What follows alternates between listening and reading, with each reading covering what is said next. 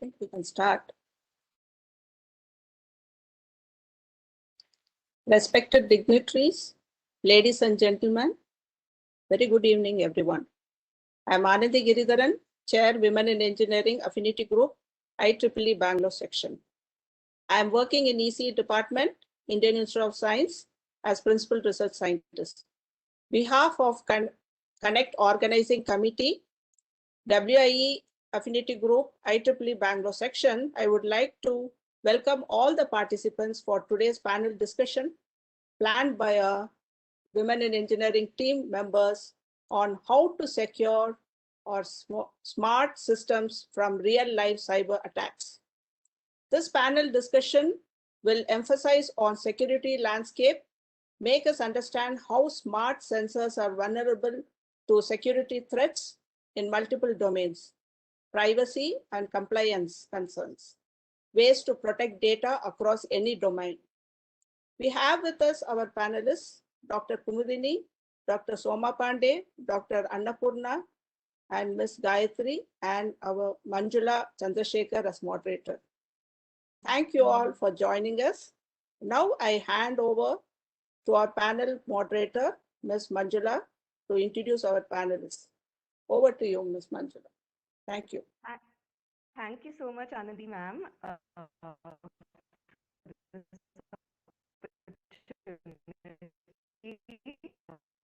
Good evening, everyone. I hope you all had a brilliant time at IEEE these last 3 days. Manjula, I think your voice is breaking. Am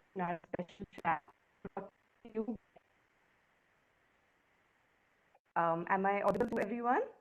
Am I audible to everyone? Yes, yes. You can. All right, great. Yeah, yes. Fantastic. So thank you so much, everyone, for joining us in our special track brought to you by IEEE Bangalore Women in Engineering. I'm Manjula Chandrasekharan from the IEEE Bangalore section. I work at Reliance Jio, and I'm absolutely delighted and honored to host our immensely talented panel of experts here to talk about an increasingly crucial aspect of our uber-connected world, right? So how secure are smart systems from real-life cyber attacks and threats? So before we dive into our discussion, to demystify this world of cybersecurity, let me introduce each of our esteemed members of today's panel. Please welcome Dr. Kumudini Ravindra. She's a transformational business leader with 2 decades of multidisciplinary experience. And Kumudini is the Chief Strategy Officer and co-founder of Initu. She's an energy economist with extensive contribution in the clean tech and innovation space, and is also the chair-elect of IEEE Bangalore, among the many hats she wears. And here's our next panelist, Dr. Soma Pandey. With over 2 decades of deep R&D experience in wireless tech, Soma is also my esteemed colleague from Reliance Jio. At Jio, Soma focused on IoT sensors and is an expert at architecting end-to-end IoT solutions. She's also an Exicom member of the IEEE Bangalore section. We now put our hands together for Dr. Annapurna Patil. With over 2 decades of in-depth experience as a computer science and engineering education professional, Annapurna is professor at Ramaya Institute of Technology. With expertise in AI, IoT, cloud, her research areas include applying intelligent techniques to solve computational problems. Annapurna is a passionate teacher, researcher, mentor, and guide to many postgrad, undergrad, and PhD students, and is a senior member of IEEE, having been the chair of IEEE Bangalore 2018. And now, here's a very warm welcome to our 4th panelist, Ms. Gayatri BR.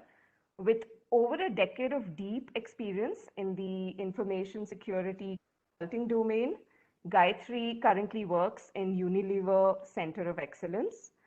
Her specialties include risk management, cloud security, data center virtualization and security, as well as governance and audits.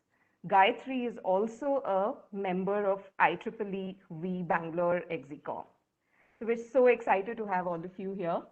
Um, so now, digging in, we've all been witnessing, this tremendous adoption of disruptive smart sensor technologies, IoT technologies and so on in multiple domains, be it banking, retail, IT, smart home, industrial IoT, healthcare, surveillance, you name it, there's a whole gamut of, amazing new capabilities offering automation or better system efficiencies and ease of working across sectors. However, of course, there's always a flip side to all of this. And these emerging new technologies have also turned out to be a potent factor in the development of what we call the global threat landscape. The global threat landscape, right? So my first question here would be for Kumudini. In this context, when we talk about cybersecurity and potential threats, what exactly does this really mean? And how relevant do you think it is in our global, hyper-connected, always-on era? So thank you, Manjula. Thank you for introducing us and starting us on this question, first of all. I would like to first state that, one of the variants, in fact, is they have conducted a study and they have estimated that close to $10.5 trillion is the estimated amount of impact the world is going to see by 2025 with respect to cybercrime itself. And so cybersecurity is a big issue and lots of companies are investing. And what is even more glaring is 95% of these cyber threats are due to human error. And, less than 5% of company folders are actually, safe. So given the extent of economic challenges that we see, cybersecurity is certainly an area that we really need to talk about. If we look at it, I would like to first talk a little bit about some of the challenges that we've seen over the past few years.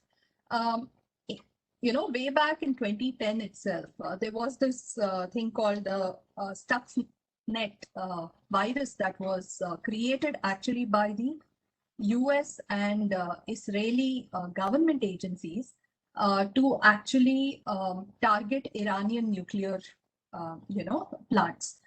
And what they effectively ended up doing is creating this. Today, there have been more than 1 million such attacks using the same Stuxnet virus across the world, and it's really created a havoc. Far more recent is the one, I think all of us were aware of this, which was the Champion Oil. I mean, let me just give you the names.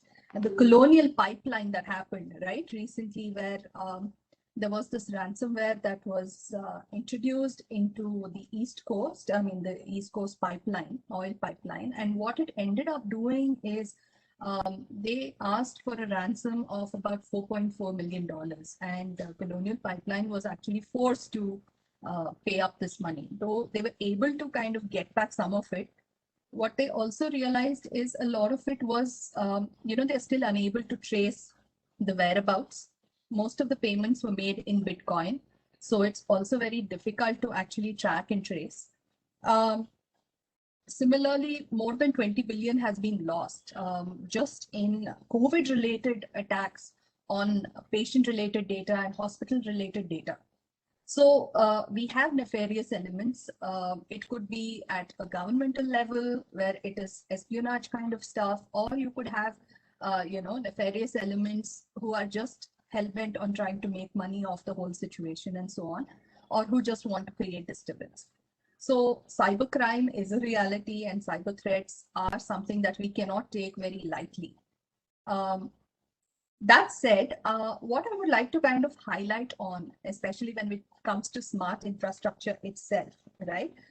When we talk about smart infrastructure, so one of the things that we need to see is today in this hyper-connected or interconnected world, as you mentioned, everything is available. So what it makes is, as a network, it becomes more and more difficult to kind of make it more robust and resilient, right?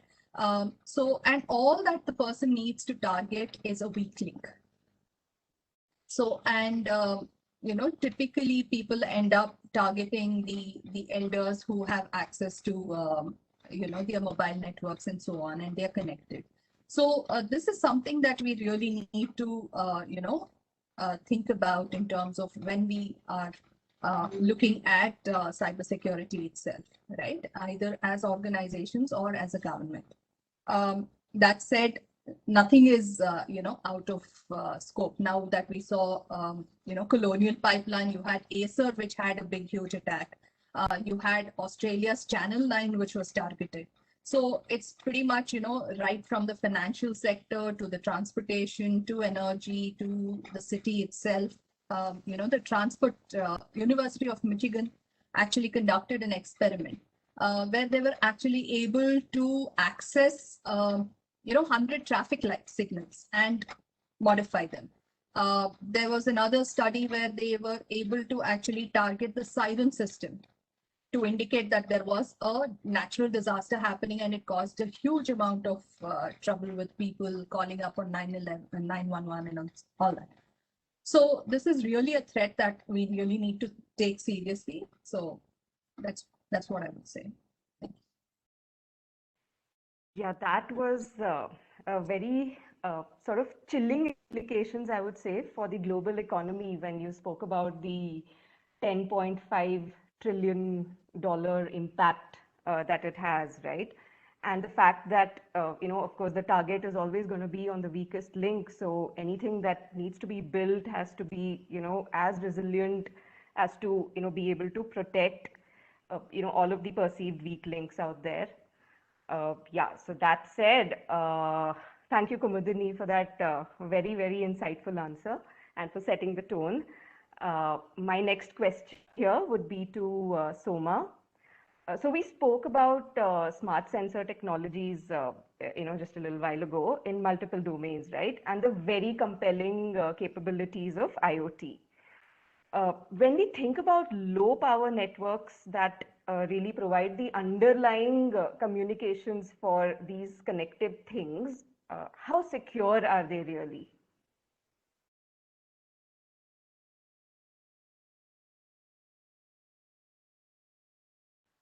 Soma, I think you'd need to unmute. Sorry, I was talking. Yeah, so there have been, thanks for asking this. IoT has been giving nightmares in cybersecurity area, because the reason is there have been numerous cases of lately, like people have been able to hack into the organization data through a smart bulb, especially if the sensor is connected through Wi-Fi connectivity. Looking very broadly, we can classify the connectivity of IoT sensors. Either they will be connected through a WAN or through a LAN or a short range network. So mostly in the low power network, as you have asked, low power networks will be either in the WAN area. And in WAN, the most popular low power networks are either NB-IoT, which is usually used as form of connectivity by mostly by mobile service providers. And then you also have the other option of LoRaWAN. If you compare the two, then more secure you can say is NB-IoT, because it works in licensed spectrum, whereas LoRaWAN and Sigfox and many others, they operate in the ISM band, and ISM band is prone to hacking because it is an unlicensed band, and anybody can listen or can hack into it. If you look at the short range networks, again in short range, there are three very popular networks to connect sensors. One is Wi-Fi, the other one is BLE, and the third one is ZigBee. If it is a very power-rich sensor like a smart plug or a smart switch, usually people prefer to use Wi-Fi as the connectivity. But if it is a battery-based sensor, then the preferred choice is either BLE or ZigBee. Now, if you see, compare these three, Wi-Fi is something which again operates on ISM, and Wi-Fi uses DSSS or OFDM type of modulation technique. Likewise, even ZigBee operates on all the three actually operate in ISM band, which is an unlicensed band. And unlicensed band, again, as I said earlier, are prone to hacking. And if you compare these three, then what I can say is that BLE is the most secure. The reason being BLE uses FHSS modulation technique. So the kind of modulation technique that you are using also affects a lot on how secure is the network. Second thing is how you are provisioning your sensor, which means how are you adding your sensor to the gateway or the hub. That also matters a lot. Mostly, in a Wi-Fi sensor, either you log in, supposing you must have experienced this, that you may, if you want to add a camera or you want to add some Wi-Fi sensor to your Wi-Fi network, it is usually either through logging in into its local page and then giving the Wi-Fi credentials, which is a safe way.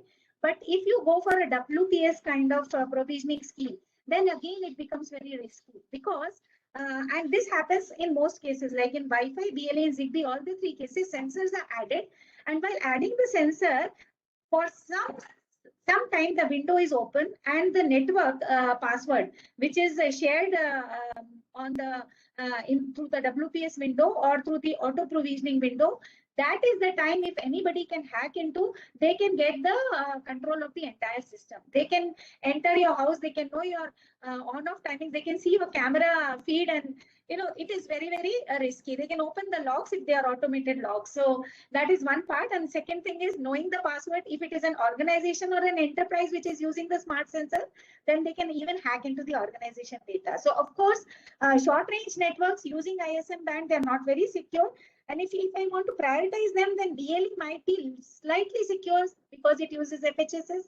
But again, as I told you, machine-to-machine communication is the easiest way to hack into a system. So we have to be very careful while using the sensors, and especially when we are adding them to our Wi-Fi routers or to our gateways. So that is very important aspect we should keep in mind. Wow, that was super interesting. So I guess we're really learning here that when you're talking about the design and implementation of low power networks, you're not just evaluating, say, the underlying frequency band, whether it's licensed, unlicensed, and so on, but you also have to look carefully at the modulation technique that's used, the provisioning mechanisms, and so on.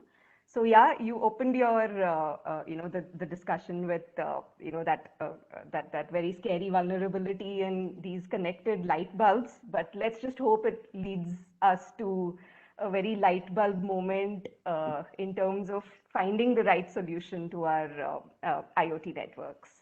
Thank you so much for that. So my next question here would be for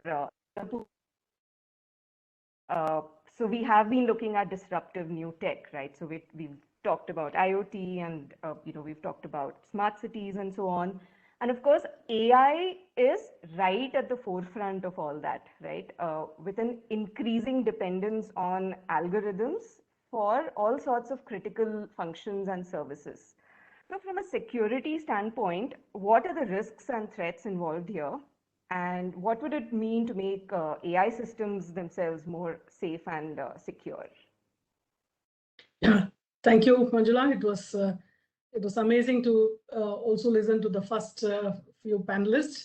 So let me begin by just having a short talk about your first question on artificial intelligence being the future of every industry and every human being. Okay, so be it in any domain, I suppose nobody can shy away from telling, I do not know what is AI, and I might not be using it because I'm a doctor or I'm an artist or whatever it is. Okay, but having appreciated the technology being widespread in its showing off its plus points, we have to also be careful what is it going to bring as a harm.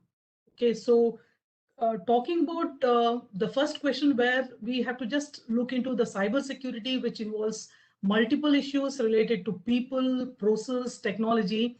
And this is going to protect our systems, our networks, our programs, devices, and data from cyber attacks.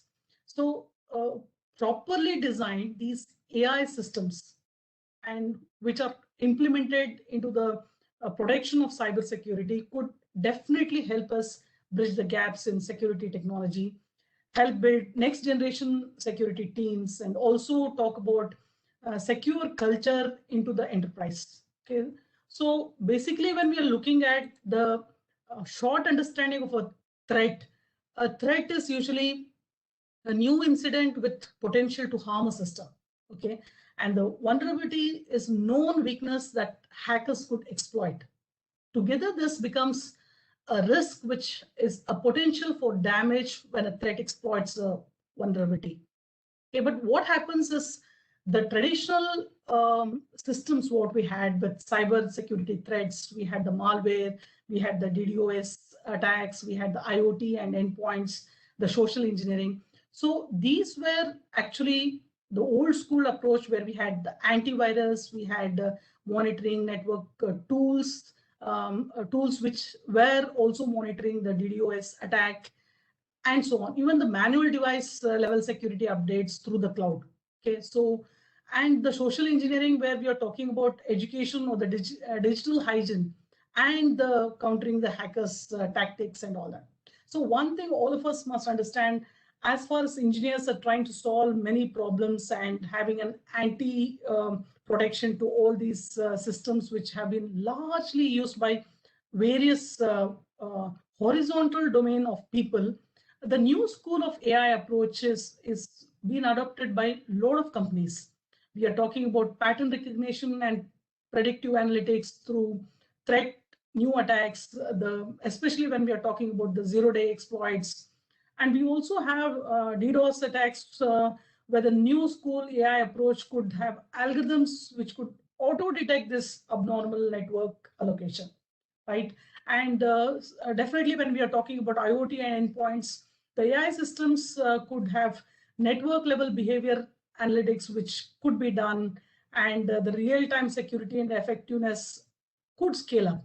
So many organizations, many leading companies are using this AI as a fundamental way of, say, holding or protecting the transactions which are happening across people, across businesses, across organizations, and so on. So if you just look into the statistics, what is happening, see, all my explanations or all my insights, I have to be very open to acknowledge the internet, which is the mother of all information. And I also here at this junction would like to thank my colleagues and research scholars who have helped me understand this particular say process of how AI could help in protecting the cybersecurity, bridging the gaps, and so on. But all of us will understand that in the coming few years, AI in cybersecurity market is expected to actually have 38.2 billion by 2026, and which was actually only 8.8 billion in 2019. So from 2019, which was 8.8 USD to 38.2 billion, it only indicates none of us, either humans or organizations, can escape from this. So having said that, AI is not following the old traditional methods, and it is actually helping us intelligently solve things. But there are definitely some considerations which every engineer potentially who is trying to give good solutions must be aware of. The limitations of AI, definitely with the resources, the data sets, and all of us must understand hackers also use them. Okay, and as an academician, I always tell my students that develop and promote ethical guidelines for AI systems.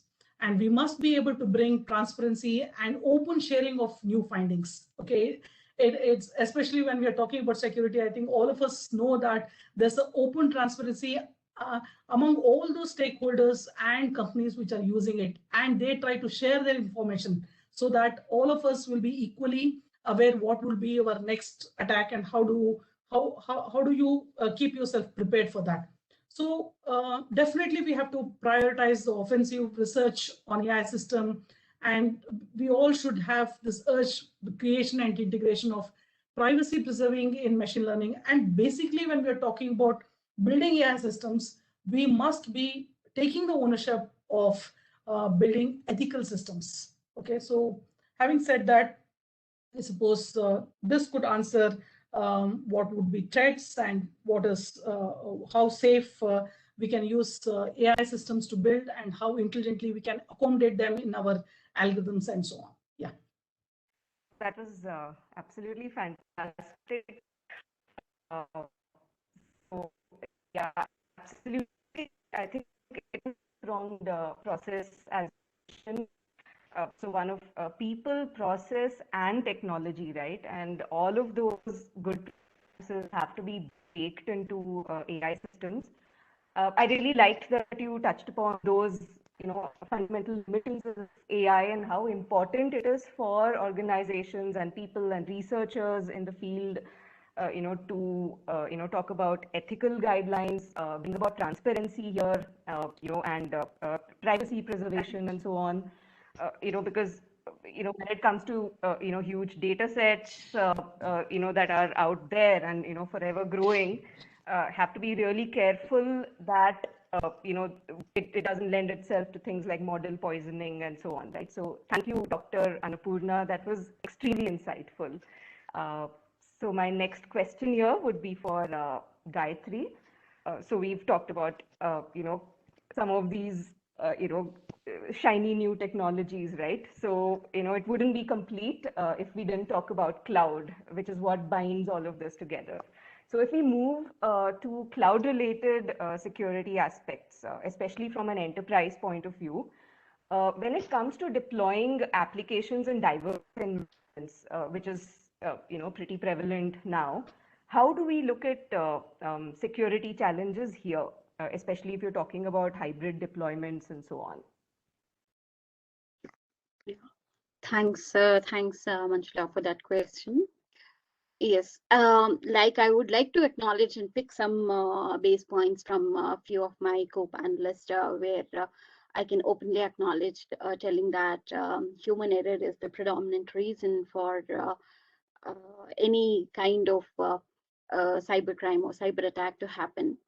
Also, adding on to that, misconfiguration or unaware of being how securely configuring a system is also one prime reason. So when we talk about this hybrid cloud, it's not just a simple cloud where it's directly falling into one category of cloud implementations, and you can easily decide based on your requirements whether it has to fall under a private, public, or something like that. These requirements of having applications on hybrid cloud especially comes when your data will be very critical and you have to partly host your systems as private systems and partly have to offload some of the workloads, some of your scalability options, some of the unimportant applications to run on the clouds, on the public cloud. So this will ideally be establishing some kind of connectivity between your public cloud and your private cloud where you'll be sharing some load balances.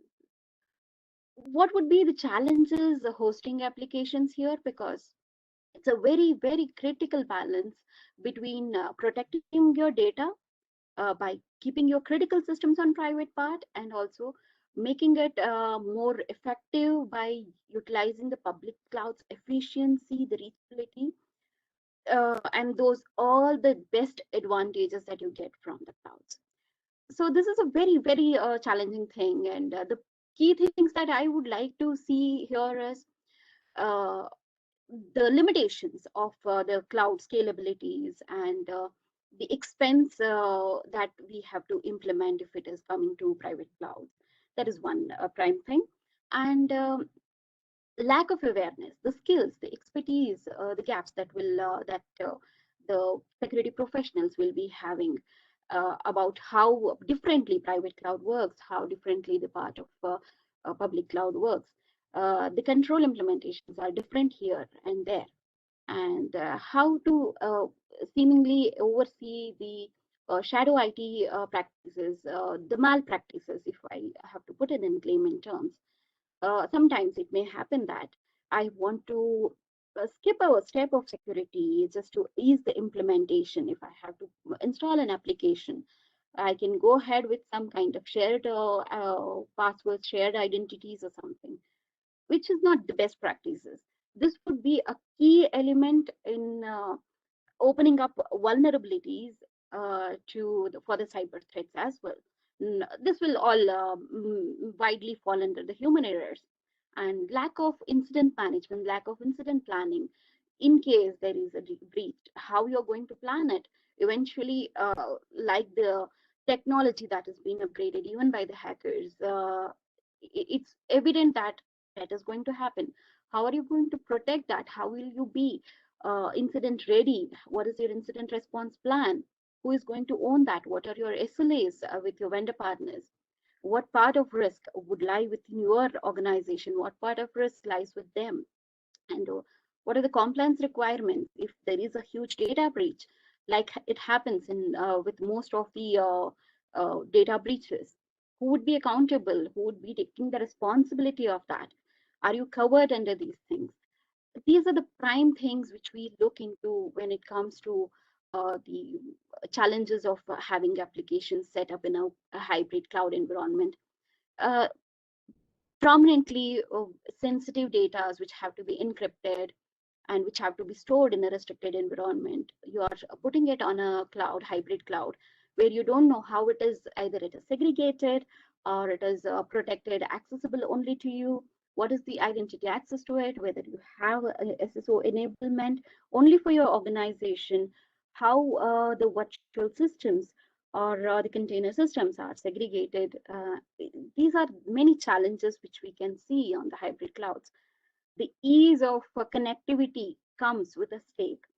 You will be having many network connections opened up, many APIs, many connections, which makes the lives of the user easy, but also opens up a Pandora of box to your critical systems, which still will be lying on part of your private cloud.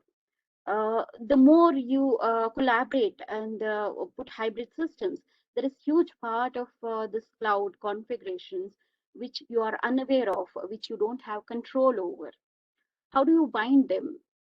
Is majorly through having a proper skills training, bind by the SLAs, bind by the contracts, delegate the risk, hand over the risk, and also most thing, be aware, be vigilant of what is happening over there. That's pretty much of how we can see the hybrid risks. That was really interesting, Gayatri. Thank you so much for that. So as I can, I can see it is clearly it's a very fine balance, and as you said, a very critical balance. A trade-off between protecting data versus bringing in all of those efficiencies and ease of use that we get from the cloud.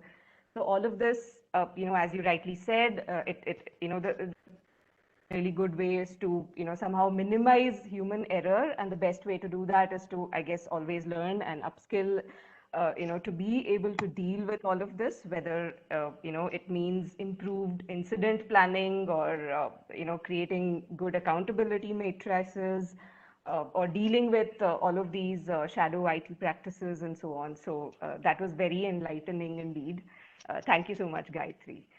So actually, while we're here with you, there's a bunch of you actually spoke about another huge area of concern. So every other day we're reading about massive data breaches and ransomware attacks, not just on individuals but also on organizations, as Kumudini also mentioned earlier. So Gayatri, what would be the best practices to, not only detect, but maybe even prevent some of these attacks? Yes, that's another interesting thing. I would like to throw light on one interesting fact. I would rather tell it's a very disturbing fact that In 2016, an incident used to happen every 40 seconds in the world. And 2019, it became to 11 seconds. And now the estimated timeline is an incident will happen every 1 second going forward. So that's how much the cybercrime or the cyber threat world is emerging and impacting our day-to-day businesses or operations or organizations or government agencies, hospitals, and stuff like that. And speaking of cost and impact of these cyber threats, prominently, like Kumindani madam was mentioning, the impact, the cost spent on covering these cyber crimes is very huge, like that 10 trillion, what she mentioned. That is the cost that we are bearing for just covering up the cyber crimes. Out of that, we see the implementation, when it comes to implementation of cybersecurity to have a defense mechanism against these threats, is very minimal. If you see, there would be only 20% of cost which would be actually implemented on towards the security control mitigations, but we are paying a rather high price when it comes to covering up that crime or bringing the balance back onto that crime implementation. Almost 1% of GDP of world is actually impacted with the cyber crimes.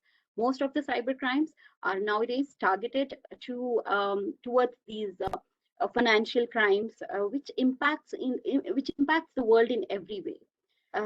So even today, or even in the upcoming future, ransomware will remain the topmost threat, which will be possibly happening, which would be tailored with the social engineering attack, using the phishing attacks as the prime device or mechanism to execute these ransomware attacks.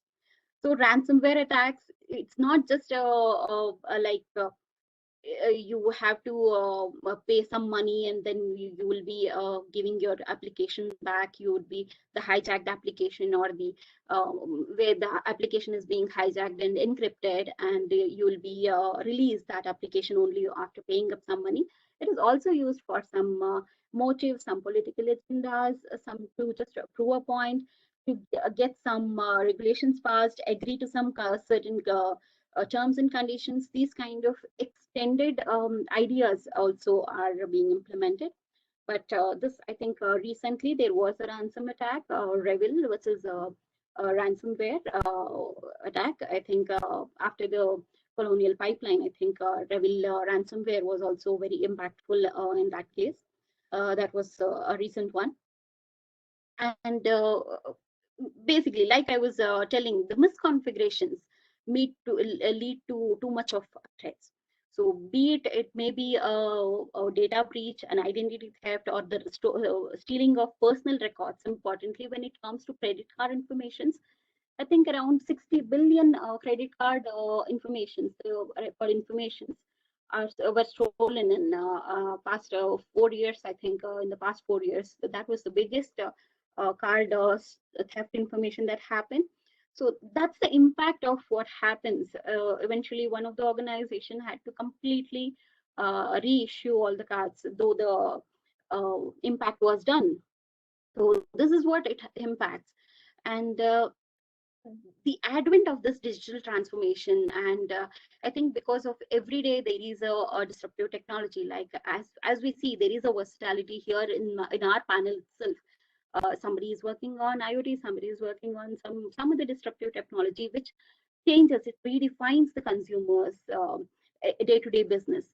And with the advent of this pandemic, I think now everyone is so digitally transformed that everything happens on online. That it exponentially changes, exponentially increases the threat and vulnerabilities of the online world. When it comes to these technologies like IoT, AI, the just impact of cyber threats just keeps on extending. And the challenges to deal with those disruptive technologies just keeps on increasing with the complexity. It's just making the cybersecurity professionals' job difficult and difficult.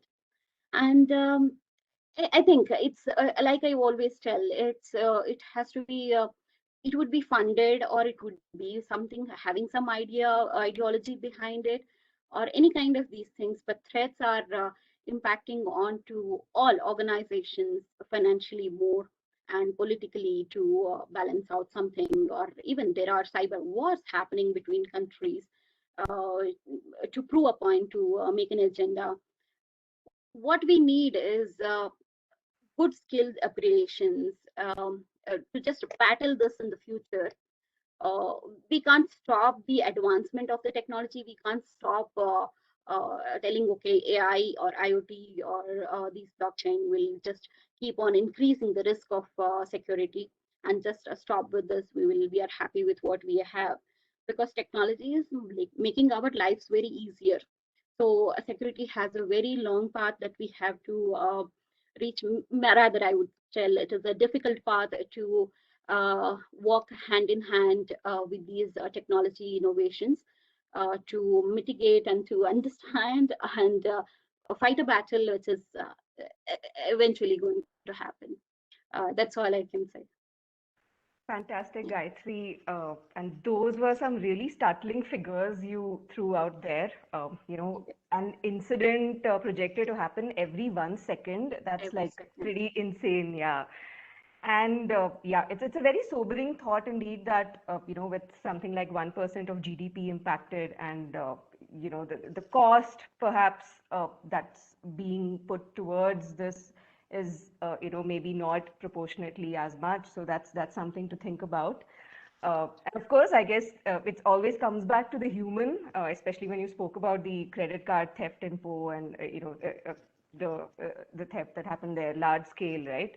So I guess the lesson really is to be ever vigilant at every level, be it the individual or the organization, because there's clearly no point of shutting the stable door after the horse bolts. So yeah, I think it's really important to kind of preempt a lot of these attacks from happening.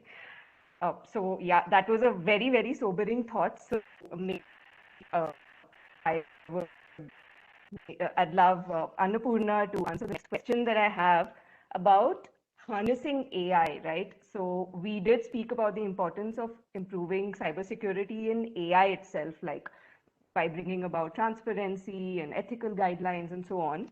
So if I flip that question just a bit, is there a role for AI to play in helping to detect and mitigate some of these cybersecurity threats? Yeah, thank you, Manjula, again. Of course, yes. I think that is a very obvious question that all of us are now very sure that AI is coming to our help. But we should understand that the entire scenario of what we are trying to be dependent on artificial intelligence, that is not natural intelligence. So that is something which is coined and pictured by humans, and then we are making the machines mimic this particular intelligence. There are two things I want to bring it to all my listeners, that mostly it is data is becoming huge. That is one thing. And most of us are getting used to intelligence. We cannot give even a phone which is not intelligent to a 6-year-old child. Okay, so increasing dependency on this intelligent devices, whether it is our smartphones or our smart home appliances or our drones, or whatever is trying to solve this present situation. So the saying goes that it's a man who creates problems, and then he creates intelligent ways to handle it, right?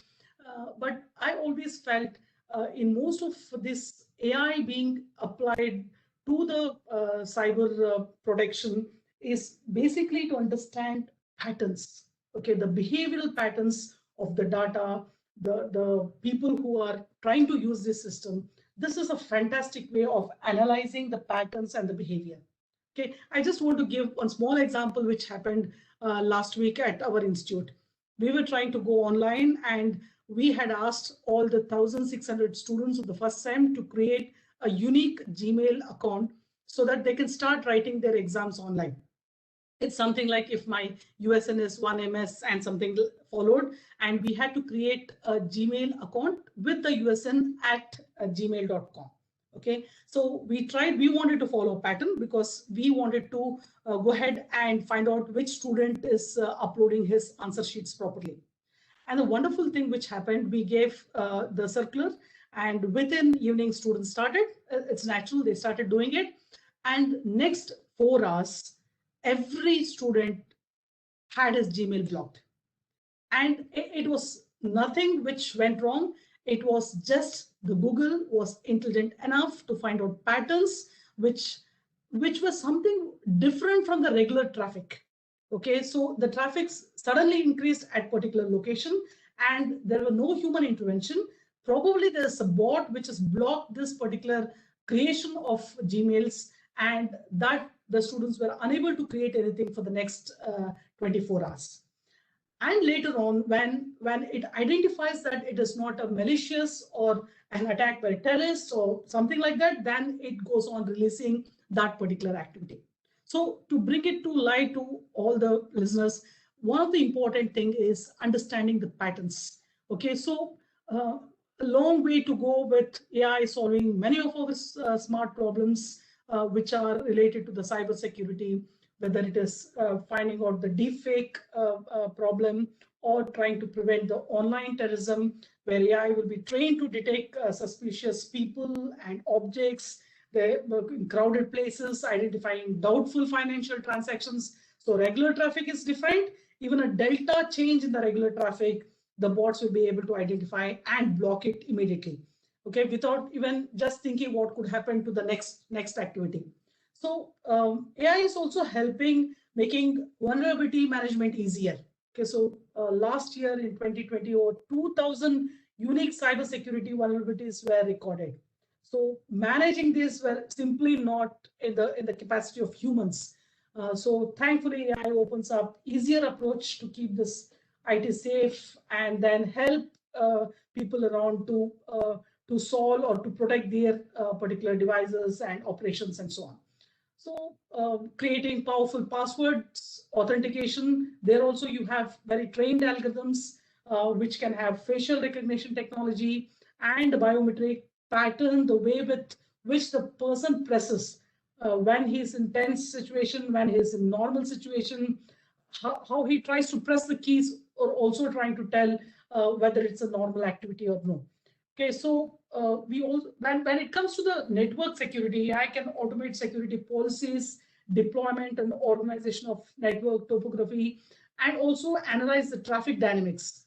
And artificial intelligence systems or algorithms which are built to protect things on the net can generate and recommend policies and procedures to fit unique situations. So it can be customized for a particular type of say task we are trying to program. And in future, we'll also see more robust behavioral analytics, which is happening. So AI can be empowered to improve behavioral analytics by studying the patterns online for the online platforms, using the logins many a times, as well as texting, browsing patterns, and so on. So this could actually allow understand how we can use our computers and smart devices appropriately. And I suppose, yeah, as I told in my first few comments also, nobody can shy away from acknowledging, using, understanding AI in cybersecurity. So right from credit card fraud detection, everything, the automated threat detection with DDoS attacks, AI algorithms can actually self-heal. This is another thing. These networks can be programmed, can be protected by having a self-healing operation, self-detection and healing. So you no longer want to wait for humans to intervene and tell, yeah, there's a problem there and my engineer has to go. No, nothing of that sort is imaginable at today's circumstances. Okay, so you have bots which are trained to automatically detect these fishy problems, patterns, behaviors, and then catch a bug at that instance with delta second response time, and then talk about repairing it. So there are systems and algorithms which are built for self-healing. Okay, so right from talking about automated threat detection, threat hunting, we can see a lot of organizations like the Google, which is trying to use the Gmail, using the machine learning to filter out spams, and probably more than 100 million spams are blocked every day. So we also have companies, huge corporate companies. There are many of them. I'm just taking few of them, which I probably have browsed through or learned through. Or also, we have given working models to many companies where we are talking about IBM systems, which actually the Watson uses machine learning and its cognitive training to detect threats, right? And it reduces the time consuming threat research task and assist in determining the security risks. And many companies like the Logarithm, and we also have the companies like CyberSun, which are using AI to separate critical risk from routine network activity, and also they help in identifying chain of activities that result in attacks.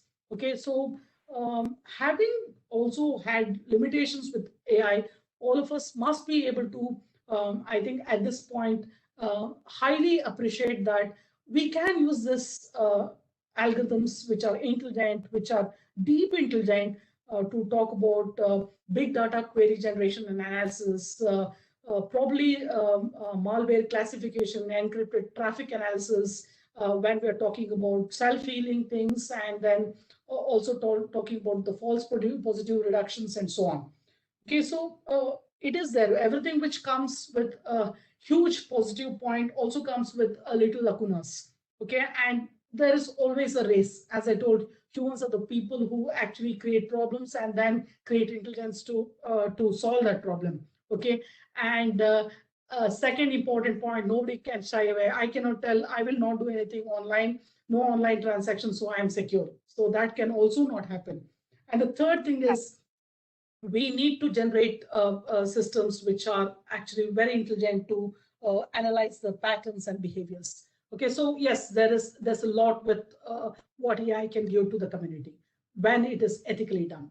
Yeah. Absolutely. Some really fantastic points there, and a really fascinating anecdote you mentioned about the accounts of your students getting blocked, preemptively. So yes, I think the key is really to use AI, where human management is absolutely impossible, right? Given the numbers and scale, the kind of numbers that Gayatri also mentioned earlier. So, that's so Manjula, where that attack on the students' email was predicted by some of the staff and the senior leaders there, and we just waited for some time, and everything was clear. Because it simply blocks at the first go, and then when it recognizes it's not a threat, then it is released off. Yeah, absolutely. Yeah, exactly, right? So it in a way that also brings us back into that the self-healing piece that you also spoke about. So whether it's about recommending the right procedures and policies after analyzing all of those huge pattern, data and figuring out behavioral patterns. It could be recommendations, or there could actually be self-healing mechanisms here, as you very eloquently explained to us, Annapurna. So very quickly, maybe an topic, also something that's extremely sort of hot right now that I would personally love to hear more about too. So this is about drones and drone technology. So this question is for Soma. Within forever increasing usage of drones, whether it's across military or civilian or critical support, how do you really perceive threats in all of these drone scenarios?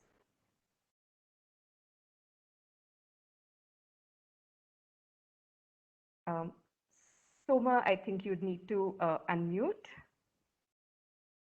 Very good question, Manjula. The thing is that drones are now very quickly becoming a very mainly used tool by cyber attackers. So drone has two aspects. One aspect is that drone itself is hackable and can be used as a weapon to destroy, it can target and dash into anything. So it can be used that way if it is a large drone. But more than that, we will talk about how drones are becoming a big threat for cyber attacks. And as of now, so I just like to, in this context, I like to quote one incident which happened in a pre-run to Christmas in UK's Gatwick Airport. It was UK's Gatwick Airport is the second busiest airport in the in UK, and this airport was targeted by rogue drones, and they forced so many planes were forced to be remained grounded because of these rogue drones.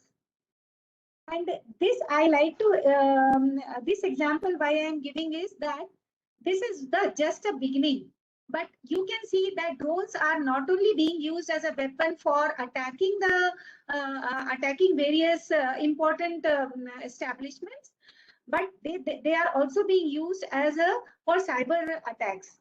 How? I will just explain to you. See, drone is a very in just $30 you can get a small drone, and a drone which can be such a drone can be just tweaked a bit with a payload of say one small Raspberry Pi and Pineapple Wi-Fi board.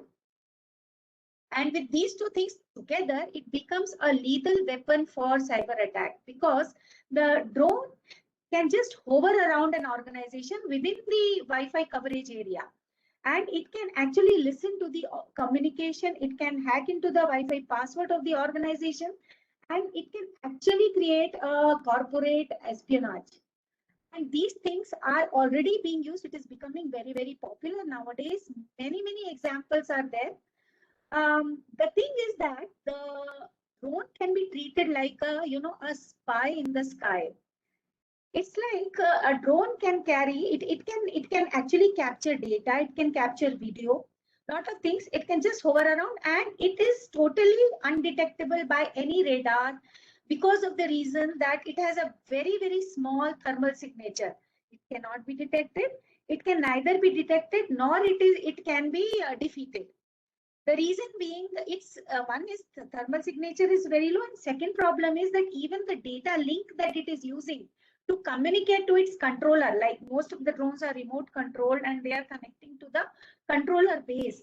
That itself is very like I told in the previous answer, that FHSS is a strong modulation technique, and most of these drones, actually they use FHSS technique. So even the data link remains undetectable. Now, how to counter such kind of, invisible kind of threat? Because I, as a corporate, I will start securing my system using TLS, DTLS, VPN, all at the IP layer. But here, this guy is going and entering into the system at the lowest data link layer and a physical layer. How do I tackle that kind of issue? So now, as I gave you initially one example of the Gatwick Airport, the UK has made a law in which any drone which is manufactured or sold in UK should be hardwired for geofencing, and geofencing areas have been provided to the manufacturer. So the drone automatically will not navigate in that area.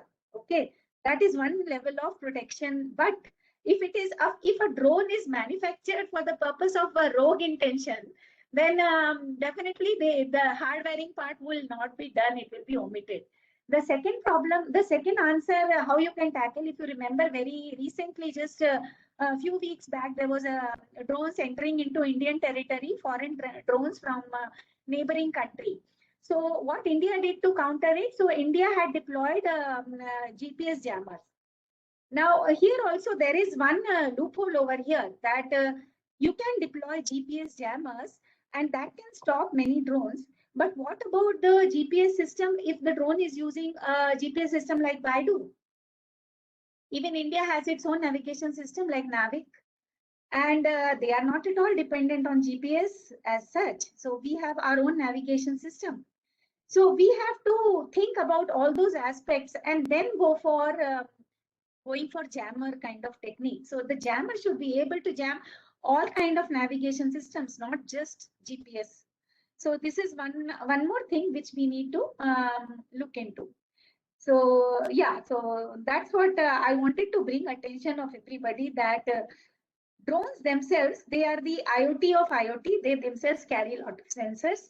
They can be used to, do surveillance, and they can be an excellent spy. Yeah, So we have to be careful about that. I mean, it's super exciting and super scary, I'd say. And you also mentioned that they have a very small thermal signature, and the modulation technique that they use is also, undetectable. So yeah, I think the way forward seems to be, more regulatory kind of aspects, plus using cameras and geofencing wherever needed. So yes, that was quite an eye opener, Soma. Thank you for that. I know we are running a little short of time, but it's been such a fantastic discussion. I don't want this to Excuse end. me, Yeah. Manjula, I think we can take some questions from the participants. Yes. Because we can continue till the next speaker comes. I think we have some more time to continue. That's fantastic. I'm so glad to hear. Great. Yeah, I have some questions for the panelists. Can I? Yes, ma'am. Absolutely. Please, Yeah, yes. Go ahead. Yeah. Dr. Soma Pandey, with insufficient compliance and standards and poor device management and updates, how is it possible to protect against the rogue IoT systems, invasions, and crimes?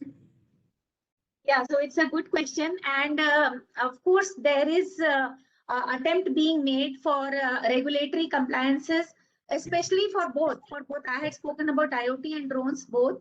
And in both the cases, the air traffic regulations are being implemented and laws are being enforced by government in case of drones.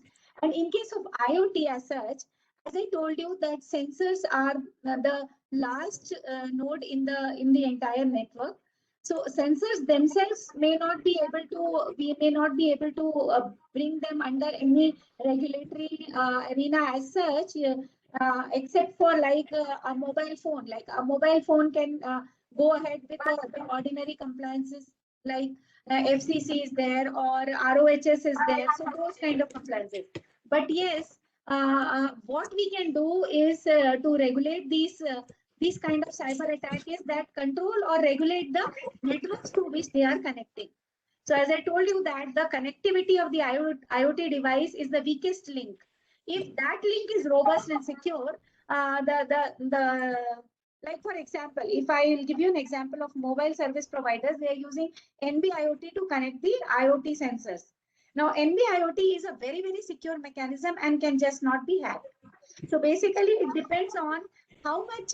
So it's all about, at the end of it, it boils down to how economical the product is or how cheap. Because if you are going through securing a IoT sensor through NB-IoT connectivity, then you will have to pay for the subscription charges. And whereas if you go for a connectivity through Wi-Fi, there will not be any subscription charges. So it's all about a trade-off between the money and also about mainly about how you want to connect your sensor to the network. Yeah. Thank you very much. And a question to Dr. Kumudini. Yeah. Yes, how do you visualize cyber threats in coming 5 years? We're talking about cyber threats. So any light on that? As I mentioned earlier, this is something that is going to increase, and as more and more people realize the issue itself, one of the challenges that I foresee is even youngsters, even little kids are, capable of bringing down systems itself. And causing physical damage, and that is something that we really need to educate and create an awareness. And as Dr. Annapurna was also talking about this, AI can be used in both a positive way and a negative way. Just like AI can be used to detect patterns, AI can become malicious by itself, right? I mean, we all know of how Facebook created that bot and it actually brought down the whole system. So it is possible that systems can be manipulated to get noticed, or it could be done for different reasons as well.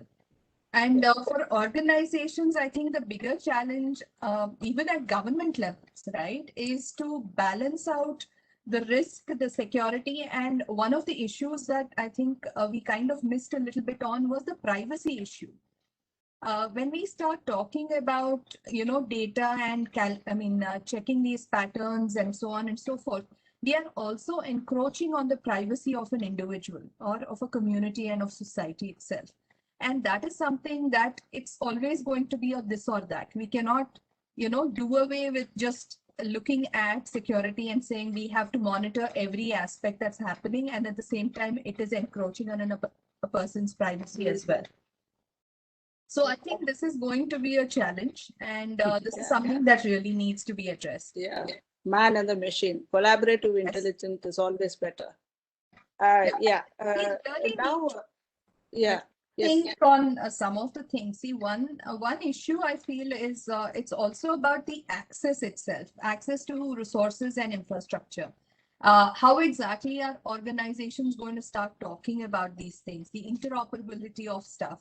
The scale itself, like, you need to create robust systems that are resilient, but at the same time, like you were mentioning, ease of use becomes very critical as well, right?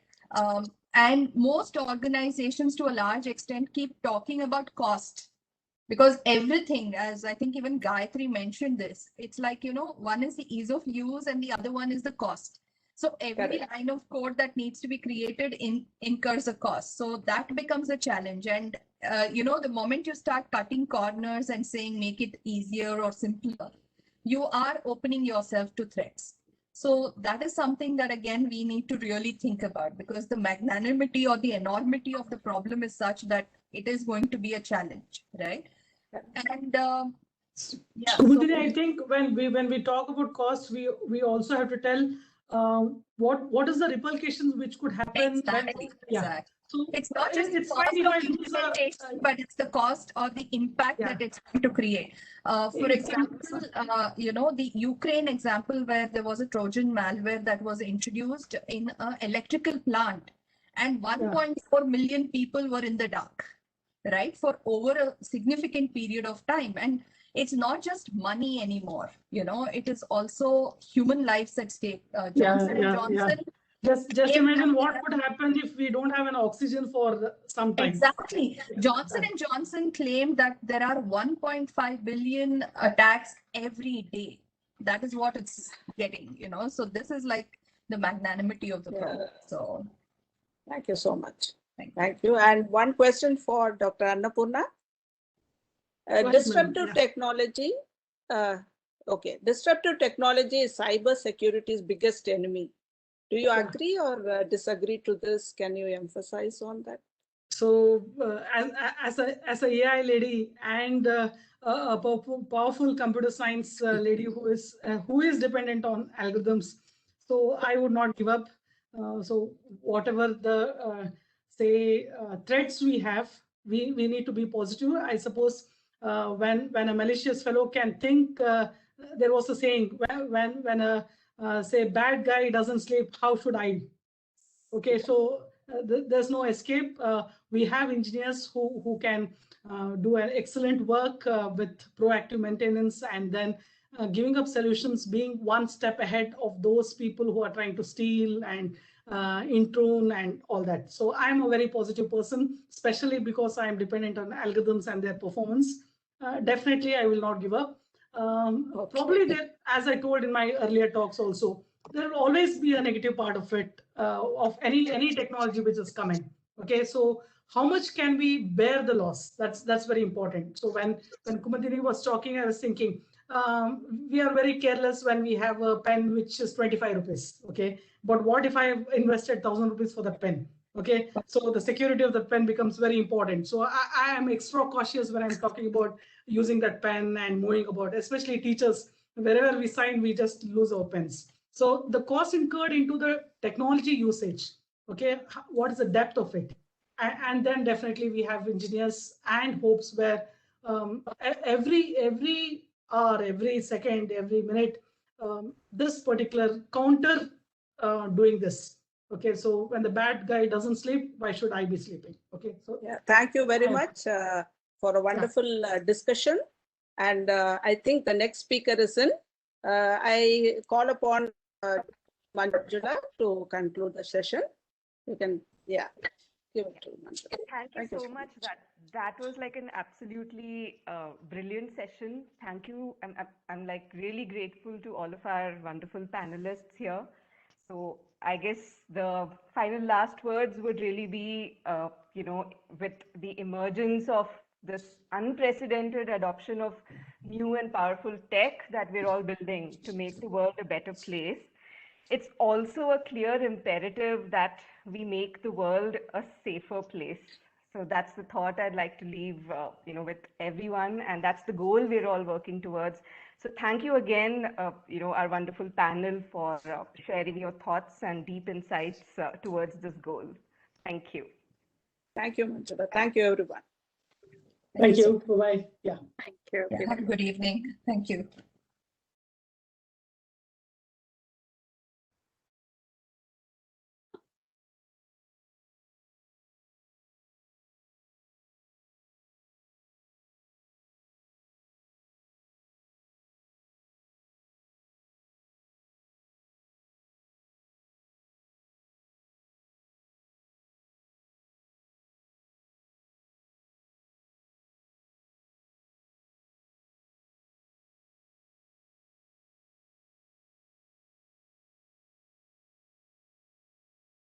Bindu sir, you can kindly continue, sir. No, you are the chair of this session.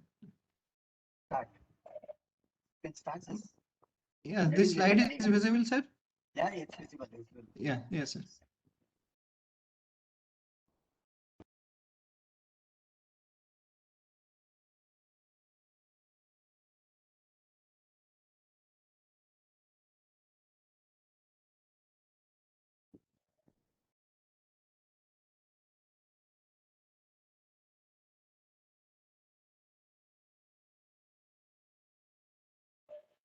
So getting into the plenary talks, and this is a wonderful talk that has been lined up, and we are express our this one to Mr. Ganesh. We could not recognize him in the panel in the attendee list, so it got delayed a little bit. We are extremely sorry. So to introduce Mr. Ganesh, he'll be talking about the 5G, the story so far, and what lies ahead. It's an interesting topic, the name itself it suggests. To formally introduce Mr. Ganesh Senbergerman, Vice President at Radius, heads Integrated Product Development and Ecosystem Partnership. He represents Radius in various open RAN forum. He co-chairs ORAN working group WG8 that focuses on software references design for base station.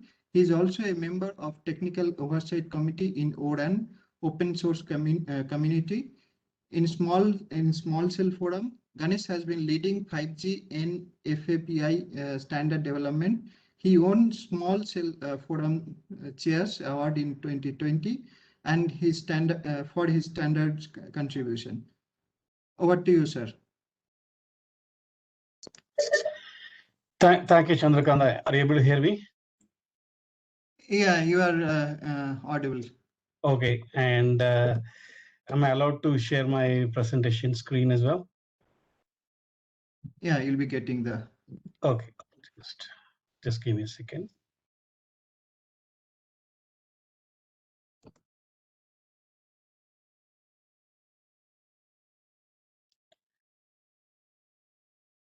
Hope you're able to see the screen. Yeah. Right. Kindly make it full screen. Yeah, I did. And go ahead. Good evening, everyone. Thank you, Chandrakant, and thank you everyone in this session, sharing this session, and all the attendees. My name is Ganesh Raman, Head of Integrated Products and Ecosystems from Radius.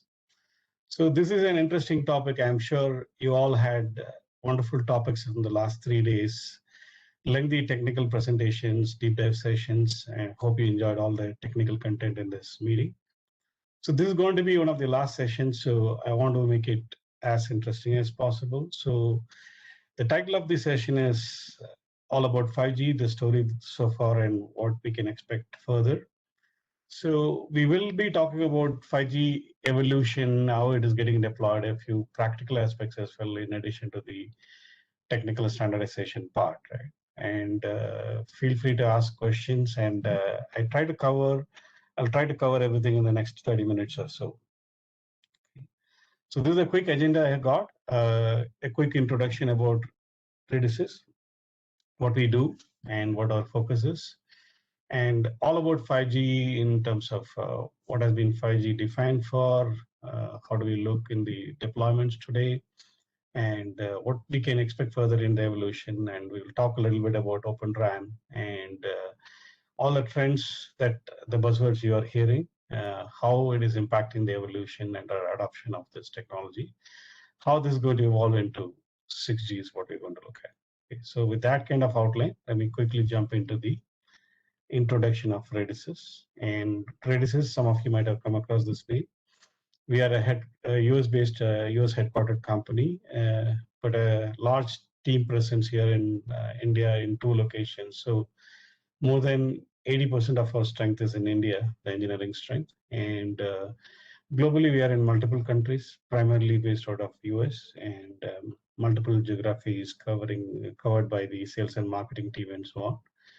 We have an end-to-end focus. When I say end-to-end focus, we do multiple things, right from the device endpoints, smart home gateways, wireline and wireless, disaggregated solutions, software solutions. And we have a rich portfolio of media and communication. And we also have a good network services team, which helps the operators deploy the multi-vendor products. We help them in from planning to designing to deployment readiness. And as a company, we have been in existence for more than 3 decades.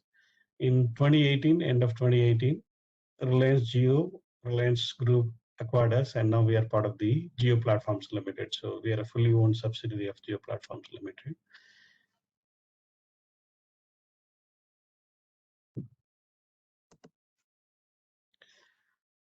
So if you look at the history of Redis, we have been heavily focused on open architectures in telecom, and I've given here a summary of our efforts specifically in the RAN side, and we've been part of multiple industry forums and initiatives and standards organization that define the Open RAN standards, and starting from Telecom Infrastructure Project, the Small Cell Forum, which we were members from 2007. We got awarded twice, 2020 and 2021, for our Open RAN contribution by Small Cell Forum. In ORAN Alliance, we are making many key contributions. I am co-chairing ORAN Working Group 8 since 2019. One of my colleagues is making key contributions in WG3, Working Group 3. We are also contributing to the test specification, end-to-end test specification. We are also a project lead for one of the open source projects under ORAN open source community. We are also a member of the technical oversight committee in the ORAN open source. We also founded an initiative called SDRAN. We are a founder member of that initiative in Open Networking Foundation. We have been involved in multiple projects with Open Networking Foundation, ONF, as it is called. In addition to all these organizations, we have been participating in multiple organizations which are promoting adoption of Open RAN across the different geographies.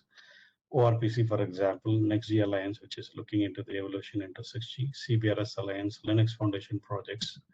So our focus is on open platforms and open architecture, use open source or contribute to open source where possible, and open integration. And we say all our interfaces are open and we work in a multi-vendor environment, and that has been our strength. We'll talk a little more about Open RAN in a few slides later, and that's going to be an interesting thing to highlight here. So looking at what 5G is, there has been a lot said, written about 5G. The way we look at it, 5G, there are debates and questions going around. Is 5G just another G with higher data speed and so on? If you look at it in a simplistic way, it will be seen that way, but the way 5G has been defined, it lays the foundation for the future of wireless networks. And many elements are there. You are well aware of the 3 major use case sets or the use case categories: enhanced mobile broadband, the low latency and high reliability use cases, which is called the URLLC, ultra reliable low latency communication, the massive IoT or MMTC kind of use cases. These are very familiar to many people in 5G. But in supporting all these things over and beyond these basic categories, 5G is built as a network both on the RAN side and core network side to do much more. There is a lot of talk about massive MIMO. Massive MIMO at different levels, 4x4 combination to 8x8 to 128 to 1/128. A massive scale is possible, massive antenna array is possible, and we can do targeted coverage using beamforming techniques, advanced beamforming techniques, both in FR1, which is the sub-6 spectrum, and the millimeter wave spectrum. Network slicing, which is often talked about, it is illustrated in this diagram as well. To create various different slices of different quality of service to meet SLAs of the services, that's also possible. This is one new innovative concept here in 5G networks. You can use wireless connectivity, 5G connectivity as a backhaul. That's again a new thing. Unlike any other previous technology, 5G supports a huge band of, huge combination of bands. I covered this in the next slide, what these bands mean. And it also has a lot of architectural flexibility, both in RAN and core. The core network today is defined and specified to be service-based and cloud-based. RAN architecture has multiple split options to suit the deployment needs. And there are multiple migration options also supported from LTE to 5G. But if you look at the evolution of the technology right from release 15 onwards, now 5G is trying to address various different verticals. NPN, non-public network or the private networks, cellular V2X, which allows autonomous driving, non-terrestrial networks are the satellite-based communications. All of this is being supported through various features coming up in release 15 all the way up to release 18.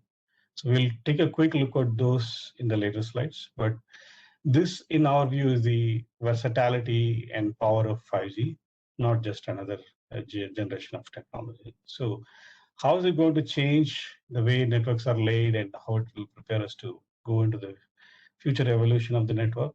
We'll see that as well. So if you look at the networks getting deployed today and across the globe, this is like a summary of how it has happened so far. I talked about the different bands, many sub 2 gigahertz bands, which are mostly the LTE 2G, 3G bands are getting deployed in a few geographies. The 2 to 6 gigahertz band is a sweet spot. Many countries, many operators are deploying in this band, including private networks. 24 gigahertz onwards, it is called the millimeter wave spectrum. This is also used both in public and private network deployments. This is going to be a ultra wide deployment, and there's a very high capacity, huge capacity bands are available. Lots of spectrum available in this band. You can go to 400 megahertz and more compared to the 20 or 40 available in LTE. And the way we look at it, the middle one, the mid-range spectrum, which is the 2 to 6 gigahertz spectrum, is going to be the widely deployed set of bands in 5G. And this gives you both coverage and capacity. And multiple countries are still auctioning. In India, it has not happened yet, but in many countries, the 5G spectrum already was auctioned and operators have started rolling out network. And if you look at the projection, Ericsson's mobility report projection says by end of 2021, we'll cross more than 500 million subscribers, 5G subscribers. And most operators have deployed 5G core network in a cloud-based way. And you have already seen the launch of many 5G compatible devices, including iPhone. So we see that the device ecosystem is maturing and going to support the next set of releases of 3GPP. All of this is most of the release deployments and device support is based on release 15 today. But we're going to see the support of release 16 and beyond in the next few years. And if you look at the way it has been deployed in various combinations, public, private network, macro network, small cell network, different levels of MIMO 44R to 64T64 are usually addressing the EMBB enhanced mobile broadband use case primarily, and voice, both the voice over 4G network and voice over 5G network both are supported, and some early deployments and experiments of network slicing has started happening. So with this kind of deployment picture today, reality today, how do we look forward to the evolution of various features and the standards evolution? What are the things to look up to? That's covered in the next 3 slides. So 3GPP is the premier organization defining all of these features, and by no means the next 3 slides are exhaustive. So I tried to cover my top 5 features in each of the releases which are of interest. The enhanced URLLC, making it more and more robust and suitable for mission critical applications.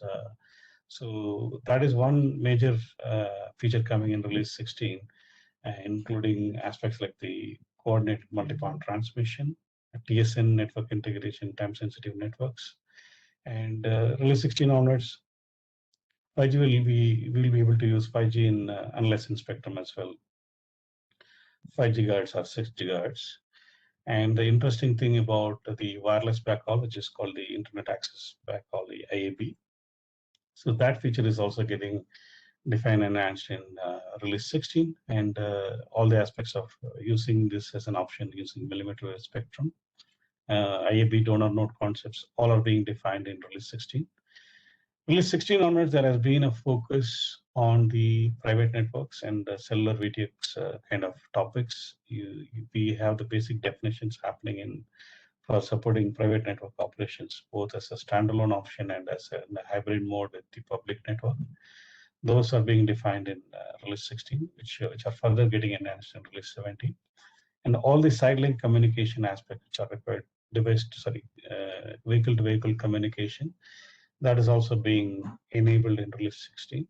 And there's a huge improvement in the positioning aspects of, which is location services aspect of 5G, starting release 16. This is going to be a set of enhancements giving us an accuracy of around 50 meters, and it's going to get better and better in the later releases. We're going to see that.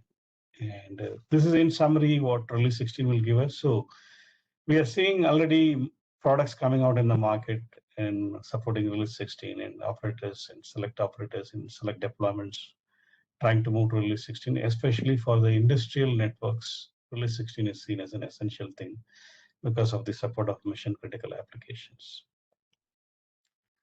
In release 17, we're going to see the introduction of reduced capability devices. These are small IoT kind of devices, which will be low power devices, and they have special needs, and will allow operation in a smaller bandwidth, hop duplex mode, and both FR1 and FR2 will be supported. So this is one major capability getting added in release 17, and we are also adding new bands beyond 52 gigahertz to be specific in FR2. So 3GPP keeps expanding the range of spectrum available for 5G. New bands are getting defined, and it might go all the way up to 70 gigahertz. And the non-terrestrial networks, which I talked about earlier, to support that, the architectural flexibility and the protocol modifications needed using a split architecture CUDU, that's being defined. Multiple use cases are being addressed, including multiple satellites at multiple orbits and flying objects in multiple orbits.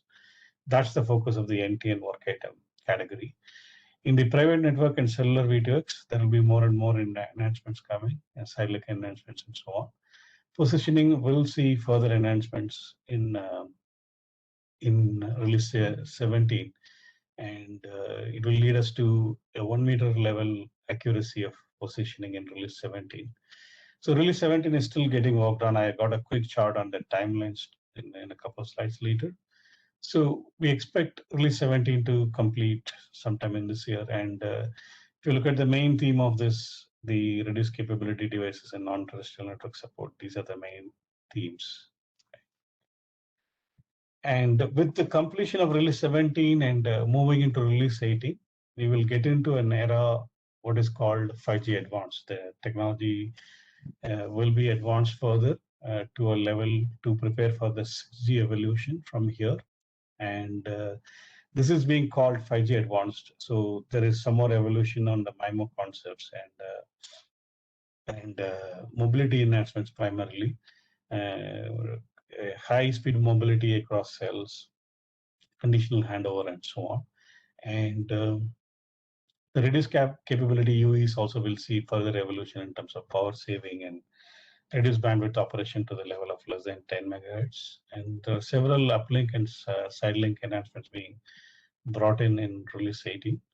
And the biggest improvement in positioning will be coming in this release 18, where it goes to the level of 10 or 20 centimeter accuracy. So we're going to see this happen in 5G advanced in release 18. So if you look at these three releases, release 16, 17, and 18, this is how the 3GPP, the primary standards organization for 5G NR, will be evolving the technology, and most of the evolution will keep happening between now and 2025 and 2026.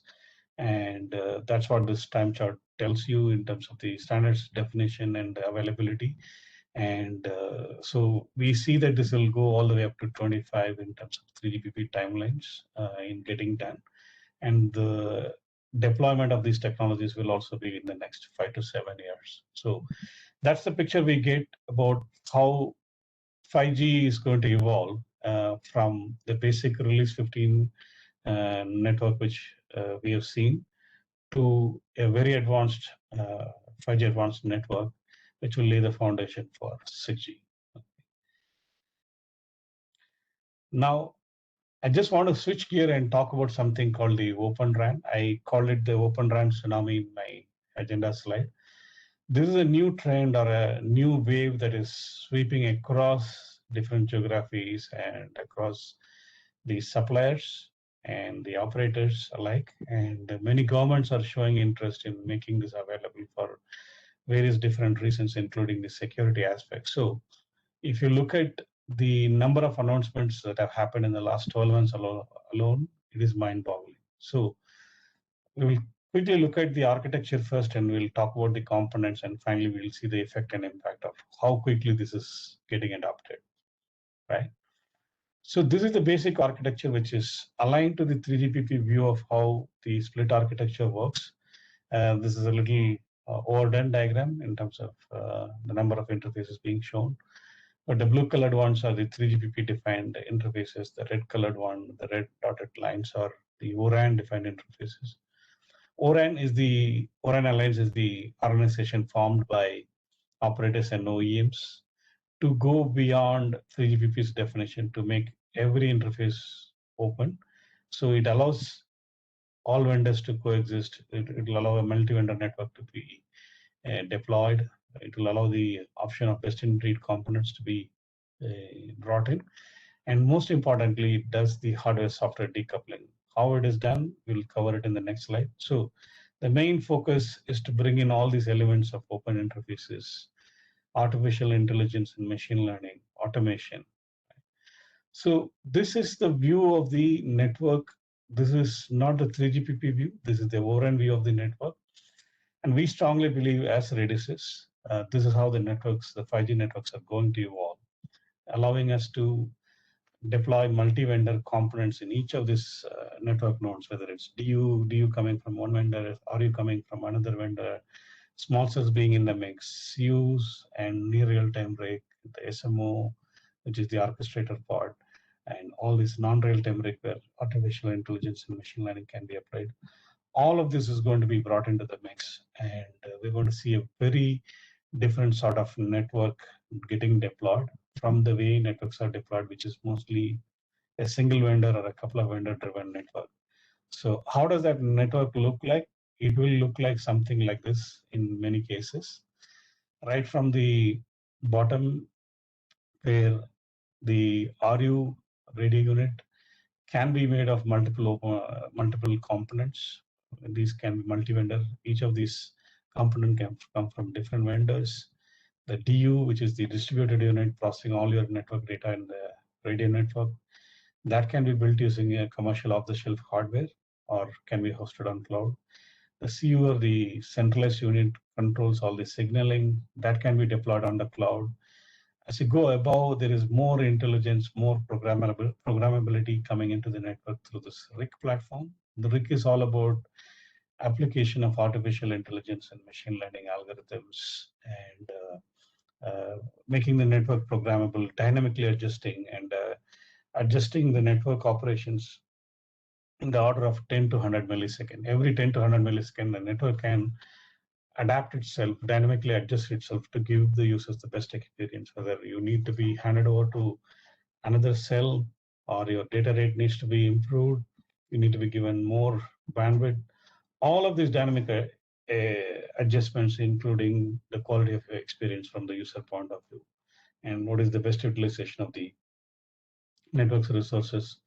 All of this, I have named a couple of our, actually 3 such algorithms or modules, but each of these will be called as an XApp. So the XApps can be done, programmed, this can be done by any software developer, and they all need to have the necessary data, large amount of data to apply artificial intelligence and machine learning. The algorithms can work out the best way to run sophisticated way, automatically control the network through what is called the E2 interface.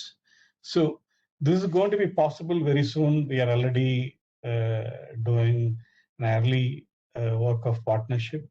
You will see some announcements coming from Redis soon, where we're going to trial this with a major operator in Europe, and this announcement will be coming soon. We have co-founded this initiative, the Software Defined RAN with ONF, and we see a huge ecosystem coming up here. The evolution of the 5G network will be more and more focused on the upper side of the components, where we have a lot of scope for innovation. And if I have to say something, I will say this portion will become the heart of innovation and application of principles of programmability, customization of radio networks here. So that's how interesting it can get. And what does it do? It allows the Open RAN ecosystem, vendor ecosystem, to be expanded. So multiple hardware vendors, you are already seeing that multiple hardware companies are entering into the 5G market. These are companies which are providing the servers, hardware platforms for the radio network and the core network. You already are seeing hyperscalers and cloud platform providers announcing 5G, and the orchestrators which are used to automate the management and monitoring of the networks. The companies making those products are also now entering into the 5G space. And all the OEMs manufacturers which I talked about, their products will be disaggregated into different components, RU, CU, DU, and RICs. And those companies are also bringing out their products. And combined with all the application level sophistication, which I just talked about, artificial intelligence, XApps and RFs, plus the vital role of system integration, because when you bring products and network nodes from different vendors, you're going to have an integration challenge or a phase of integration. So most often operators are going to use a system integrator to integrate all their pieces to build an end-to-end network with multiple vendors, and the end result is going to be you get the best of breed components from each of these vendors, and overall as a network, the network is autonomously driven, lower manpower, OPEX costs, and the network self-configures itself very dynamically, and all the programmability customization aspects are also applied. And replacing vendors and doing release upgrades will not be an expensive affair, because we are completely dealing the hardware and software now. Management of the solution has become a lot more automated. So upgrades, release upgrades, feature additions become much more quicker. And the overall, it becomes over the longer term, the total cost of operation for the operators will be lowered, and the users are going to get a much more improved experience in terms of the latency and throughput they are getting, and the data rates they are getting. So this is the end goal of how the network gets itself configured or readjusted for further evolution, right? So I have talked so much about the Open RAN and ORAN based things, and these are some of the announcements which I wanted to, press releases which I wanted to highlight a sample of these, right? In Europe, at least 5 major operators have announced their commitment to do Open RAN deployments, and they've signed an MOU, and they have published their requirements already, and multiple operators or vendors are working on it already. And there are multiple market projections projecting the revenue ramp up. That's why I call this in a Open RAN tsunami. This is going to be a multi-billion-dollar industry segment, and more operators are moving towards Open RAN deployment, and we've seen the trend in US. There is a Open RAN vendors showcase being arranged in the coming week by FCC. Redis is also participating as a vendor in this event. It's a 2-day event giving opportunity to all the Open RAN vendors. The FCC is giving us the opportunity in the US to showcase our solutions. Right? And we are also part of this Open RAN Policy Coalition. The Open RAN Policy Coalition is working as a global forum, talking to more than 20 countries in different government agencies, insisting and promoting ORAN, Open RAN kind of deployments, so that not only in 1 or 2 geographies, globally the adoption of Open RAN becomes a major theme. And finally, the most recent announcement which I saw in the news was Deutsche Telekom in Germany. They switched on the ORAN-based network for the entire town in Germany. So we're going to see more such examples of operators getting bolder and bolder in rolling out Open RAN-based networks, and that's going to be the future of how the networks evolve in an Open RAN fashion. And Redis is being a player in this category. We are clearly seeing that momentum, and we see that it is going to get bigger and bigger. And we see that India also will adopt Open RAN. Multiple operators are already part of the ORAN Alliance. So we should expect Open RAN based solutions in India as well. I talked a lot about the new architectures and the basic potential of 5G to support all these sophisticated operations. And here is an example of how enabling different slices we can do a real-time edge processing and IoT edge or media processing edge, where you can get a live feed of a camera and look for some face match, and if a face match is found, how does that get automatically streamed to a surveillance center or a command center? There are multiple applications. This is one such example which we've given. It could be a biometric application in airport security, remote surveillance we talked about. A lot of these use cases in different industries and verticals like education and others, we are seeing that this is being enabled now. And the beauty of this flexible architecture in 5G is that a lot of this processing can be moved towards the edge.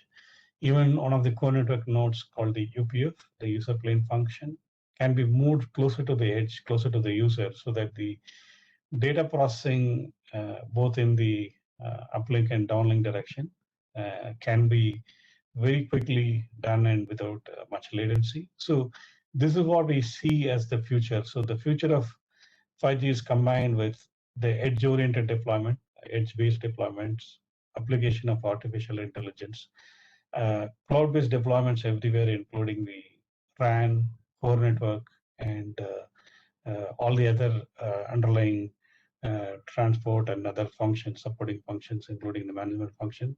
Everything gets cloudified, and this is the way we are going to see the network evolution, and that gives us the that enables us to roll out multiple 5G-based services, and you're going to see a very exciting future that way. So when I talk about that exciting future, and the questions that usually are, what will that future be, right? And eventually we will move towards what is called 6G. The preliminary work for 6G, the vision of 6G is getting defined right now. ITU, the global telecom organization of multiple countries, that will lead the vision. And we see that this is going to be a very, very long process in terms of vision being clearly defined, the roadmap of the standards evolution being defined, the standards forums actually defining the standards. So we expect the 6G traction to happen in later, like late 24, 25 onwards, and then we do the prep work, and eventually, if we are fast enough, these specs, these standards may be available towards 27, 28, and the deployments of the network, 6G network, will happen around 2030. Okay. So this is what we see as happening roughly 10 years from now.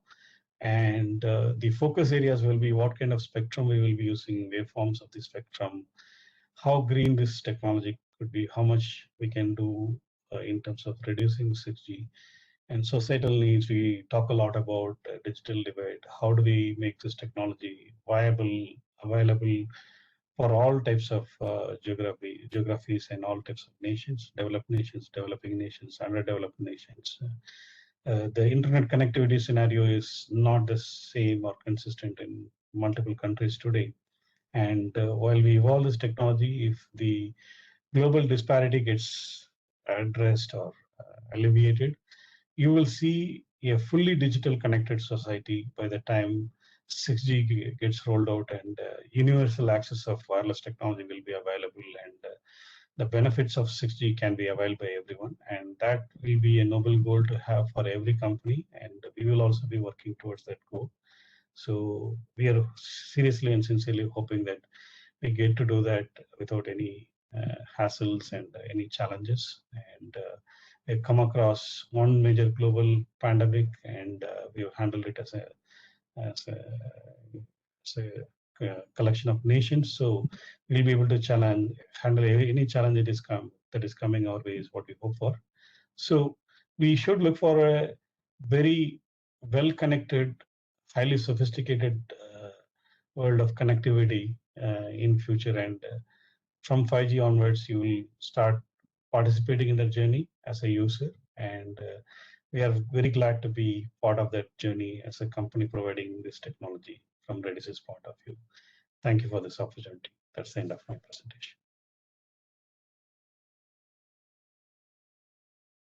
Thank you, Ganeshan, for that good thought-provoking inputs. How current 5G is happening, and what are the plans for 6G. So due to paucity of time, I mean, we are running short. So we'll collect the questions and try to sort of send it across. Sure. For Okay. And again, yeah, thanks again for the opportunity. Yeah. So on behalf of the CONECCT organizers, we would like to sort of give you a virtual memento. Please accept on behalf of the organizing committee. Sure. Thank you.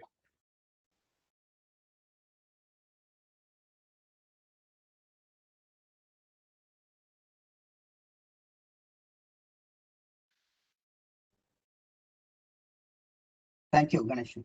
Thank you so much. Really appreciate it. Thank you. Thank you. So we'll straight away go to the next plenary speaker.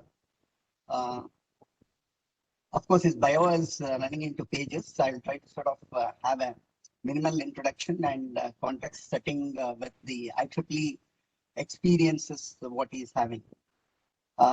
Professor Saifo Raman is the founding director of Advanced Research Institute at Virginia Tech, USA, where he is the Joseph R. Loring Professor of Electrical and Communication Engineering. He also directs the Center for Energy and Global Environment. He is a life fellow of IEEE and an IEEE Millennium Medal winner. He was the president of IEEE Power and Engineering Society, 2018 and 19. He was the founding editor-in-chief of IEEE Electrification Magazine and IEEE Transactions on Sustainable Energy. He has published over 140 journal papers, and he made over 400 conference and invited presentations. In 2006, he served as the IEEE Board of Directors as the Vice President for Publication. He's a distinguished lecturer for the IEEE Power and Engineering and has lectured on renewable energies, energy efficiency, smart grid, energy internet, blockchain, IoT sensor integration, etc. in over 30 countries. That is totally in 30 countries he has delivered the lectures. I think these are some of the main things. Of course, he has worked in advisory committees for the international science and engineering from 2010 to 2013. He has conducted several energy efficiency, blockchain and sensor integration projects for Duke Energy, Tokyo Electric Power Corporation, the US National Science Foundation, and the US Department of Defense. So with the academic background and as a practitioner, I think he should be able to give us insight of the topic. What he has selected is roll up for smart grid in facilitating the integration of renewables, which is very apt and current even in the Indian context. Professor Raman, it's all yours. We welcome. Binduji, thank you very much for the kind introduction.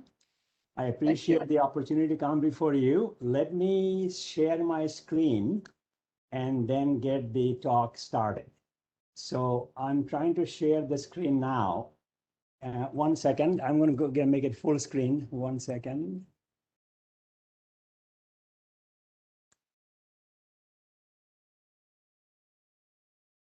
Can you see my full screen now, Binduji? Okay. Is my full screen visible? Yes, sir, it's visible. Go ahead, kindly. Okay, thank you very much. Thank you. Good evening, everybody. So I'm happy to be present in front of you. If not physically, I have been to Bangalore many times. So this is my familiar city, in fact, in India. I go there very often. So with that, let me also point out to you, I'll focus on two things, smart grid and renewables and how they can help each other. That's my focus. I have also given you at the bottom of my screen my website, which has a copy of this lecture and many others. If you want to pursue this idea more, please be my guest and we can move on. So let's see. As an engineer, when I hear something, I ask that question, can you please define it for me? Definition. Smart grid is not something you can achieve. It's like nirvana. You never get there. So I say it is a concept with many elements where monitoring and control of each element in the chain of generation, transmission, distribution, and end use allow us to deliver electricity in an efficient way. So many things, generation, transmission, distribution, all of them have to work together. So we can focus on some item of the whole big picture. For example, if you use the word grid, this is the electric power grid. Grid means this. India, you have PGCIL, Power Grid Company India Limited. Their job is to maintain the national grid. When I talk about a smart grid, this part of the network is very smart already, very smart. It has telecommunications, it has network access, power management, fax devices, all of that is there. So what are you talking about? In the case of smart grid, we are focusing more at the distribution side, which is not very smart. So I'll focus on that part going forward. So what is the motivation behind a smart grid? Why you want to build a smart grid? Because we want to make the grid smarter, safer, reliable, and more cost-effective using advanced sensors, computing technologies, and distributed computing. This is our business power, but we depend on telecom people. We just heard the 5G, 6G talk before mine, depend on computer people, people who do sensors work. All of those have to be brought into play in the network to make it smart. So watch this word I said here, cost effective. I did not say smart grid is cheap. It's very expensive, but it is cost effective because look at this picture. Some of you may be old enough to have seen this black phone on the left-hand side. Most of you not, and I realize that. That's the rotary dial telephone. In the US, costs about $12, not anymore, in that range. On the right-hand side is the iPhone. If you want to buy iPhone 12, it costs you more than $1,200 US. Phone is a phone. You make a phone call. If you want to just make a phone call, audio only, in fact, the normal phone on the left-hand side, rotary dial line, it gives you much better audio quality than your mobile phone. So why then, if you want to only make a phone call, spend 100 times more money to do the phone call? And the answer is no. You get much more service from a smartphone like we do WhatsApp. We can do WhatsApp on the black phone. We do Facebook. We do Twitter. We can do this lecture online. We can do PowerPoint. I have no camera, no watch. All that is my phone. So point is, if something gives you higher level of value, you are willing to spend money to get that. That's exactly the point behind smart grid. It gives you much more than just a power coming from the power plant to your home. And I'll talk about that in a few minutes. This is the distinction. It is giving us more service, smart grid. So we give you more money to the power company and it works fine. Now, what then are the starting and ending points of a smart grid? Well, grid is bringing power from the power plant to your home and business. We all know that. So it starts at the power plant or the generator. Then long distance transmission lines. You have seen that. Power Grid Company India Limited is managing that in India, all over India. That's fine. Then the power comes to your neighborhood. Then you build a distribution line. You see there's overhead lines in your neighborhood, on your street, where the power is coming from a substation to your neighborhood and local transformer and your home and building. Finally, that power goes to your end use appliance, your air conditioner, your refrigerator, your computer, your light, all that. So I say the smart grid starts at the generator, ends at the refrigerator. In fact, in my house, there is a smart meter. My power company, if they scan my meter every 15 seconds, they can tell what I'm doing. I'm using my hairdryer, using my fridge. Did I open the fridge door? Is the AC running? Is the light working? Is the TV on? They can figure it out every 15 seconds. So that's the issue of privacy. Are we allowing the power company to look at our lifestyle by scanning my power meter very frequently? For that reason, in the US, they're not allowed to do that. They can scan only every 15 minutes or 15-minute time window. A lot of things get averaged out. Maybe I ran my hairdryer for 30 seconds or toaster for 35 seconds. Over 15 minutes, they get all lost, or details get lost. That's why we talk about issue of privacy, which is a big debate. We can talk about that later on if you like. Now, so how is the grid evolving? If you look at the first or top third of this picture on my screen, I call it before smart grid. One-way power flow, simple interactions, fine. On next picture is the power station, produces electricity, fine. Then step up transformer from the power station to the long distance transmission line. India has 500,000 volt lines, for example, that has to be stepped up. Then the power goes some distance. Then when it comes to your neighborhood, you use a step down transformer, reduce the voltage. Then it goes to your neighborhood power distribution line, usually overhead lines, and then goes to your home or building. That's the normal grid before we began to talk about smart grid. After smart grid, what happened? If you look at the lower half of my screen, you'll see other things. Yes, I do have a power station. I do have long distance transmission lines. I do have network, fine. I also have wind turbine, storage battery, solar power, electric vehicle. Those are new things. Because of those new things, grid is becoming more complex. It needs more sensing, more monitoring, more control. And smart grid, because of its structure, can provide those services. Also, you'll see blue dotted lines. This is not the power line. It is communication line, could be wireless. That is connecting all the customers together in one network. For example, I have a smart meter at my house. How does it work?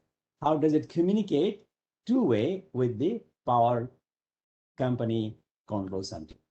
From my house, the smart meter can send and receive microwave signals called mesh microwave signal that is sending data to a data concentrator in my neighborhood. That data concentrator receives signals from about 100 customers.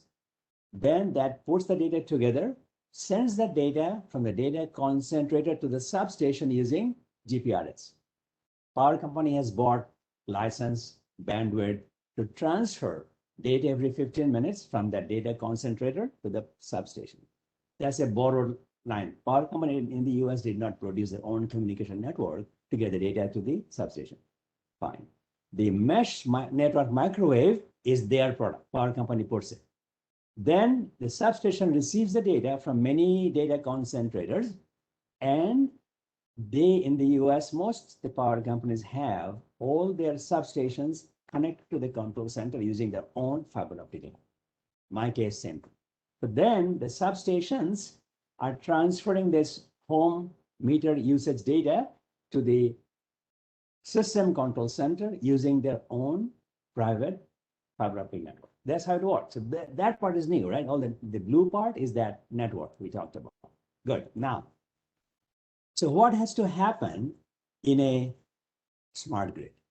As you can tell by now, we are merging power flow with information flow. For that to happen, you must have integrated communication network built in. Let's look at this picture. This is what I call power infrastructure. You saw that already. Over that power infrastructure, I have overlaid the red lines called information infrastructure. The power infrastructure you saw before is normal, right? Power station, long distance transmission lines, distribution substation, receiving station, local network. On the lower left-hand side, micro turbines, photovoltaics, batteries, all that is happening. In the middle, I may have an industrial plant. They may have cogeneration. They may have a gas turbine to provide backup power. Or they may have a steam requirement where they use natural gas or oil in some cases to produce heat. And that can be a secondary generation source as well. Then commercial buildings on the right-hand side, flywheel. In fact, some data centers in the US have flywheels for short-term backup of power. That's the power infrastructure. What I have done now, overlaying the power infrastructure with information infrastructure. What is new in this picture, the red lines and arrows going left to right or top to bottom. That means I have to provide two-way communication. That's important. As I said, my meter at the house sending data to the data concentrator using mesh network. Similarly, I can ask some questions for the power company. What is the rate of electricity at this time? Because some states in the US have variable pricing for different times of the day. That's the two-way communication we are talking about now. So that's the smart grid discussion. Now let's talk about renewables. What is new? This is on the upper left-hand side, offshore wind. On the upper right-hand side, rooftop solar. India has many. I go to Delhi very often. In Delhi city, many rooftop solar is available today. And of course, bottom picture is the electric vehicle, which is getting common in many parts of the world, including India. Those are new things. Okay, now let's focus on wind energy for a few minutes. This is offshore wind power in the UK. India is, I think, globally number 4 or 3 today about wind application. It's Germany, UK, China, India number 4, right? But Indian wind turbines are mostly on the ground, on the onshore side. Tamil Nadu is a good state for a lot of wind activities. India is trying to go into offshore, but not much yet. Anyway, this is the issue we have to deal with. If I have a lot of wind power in my system, I have to face this problem. This data comes from Bonneville Power Administration, which is an northwest part of the US, they are producing a lot of wind power, that is. The two lines here, the red line is the wind power output on a daily basis, average day in January. And the blue line is the typical average day power demand. Generally winter time, some heating demand, that's we get double peak. 1 in the morning, people get up, start their work, cooking, bathing, whatever it is, eating breakfast. And then again, when they come home about 7 o'clock at night, 2 peaks. Interestingly enough, you see this picture, when the peaks happen, wind is low, typical January day. So if you have to depend a lot on wind power, you have problems. So how you do this? We can talk about that later on. This is the challenge. This is in month of January, winter. Look at April, springtime. Still some heating load going on. We got dual peaks, still not as high, but the wind output is different in spring compared to winter time in the northwestern US. And the wind power is high at night and low during the daytime. When the peaks happen, especially evening peak, wind is very, very low. That's a challenge. This is in springtime. Let's look at July, summertime, same utility. In summertime, load is mainly air conditioning, not dual peak anymore. So the peak is more flat, starts about 1 o'clock and goes on till 7 o'clock at night. High, but not very high, very flat. Similarly, I look at the wind output in the typical day in July. I see during the highest demand periods, 5, 6 p.m., wind is the lowest. So wind is not a reliable supplier if you depend on wind only to do this. This is how smart grid concept will come back to meet the mismatch. That's summer. Let's look at fall, autumn, October, same, northwestern US. A little bit better. I got 2 peaks back again because it's winter load coming, some heating load coming up, 2 peaks, fine. It is a little better because the wind is high from morning till about 4 p.m. Then it drops down. So at least I got the first morning peak when the wind is high. This is the reality. Fine, that's the wind part. Let's look at solar part. Again, mismatch. This is my building at Virginia Tech where I work. I put the rooftop solar, is there working fine. This is a clear sunny day in the summer. Actually, I'll show you the picture, the data in a few minutes. This is good. Clear sunny day, very good. Also, I have clear sunny day in winter time. Winter time, clear sunny day looks like this, snow. If your solar panel is snow covered, you're not getting out. But then even there's sunny outside, not helping. What do you do? Those are my challenges. Let's look at some data. This is typically sunny week, summertime, for 7 days data here. My system is 6 kilowatts, small system, 6 kilowatts, so 6,000 watts. I'm getting 5,000 up to 5,500 watts some days. Very good. So I'm getting almost full output. If I depend on the sunshine and the solar rooftop for my building, and the days are sunny like this, I'm in good shape. But that's not the case always. This is an example on a cloudy week. I hardly get 3,000 to 4,000 watts, not 6,000 watts anymore. So what do I do when I have these kinds of cloudy days? We can talk about storage. We'll get to that in a few minutes. That's a weekly data set. Now look at daily data.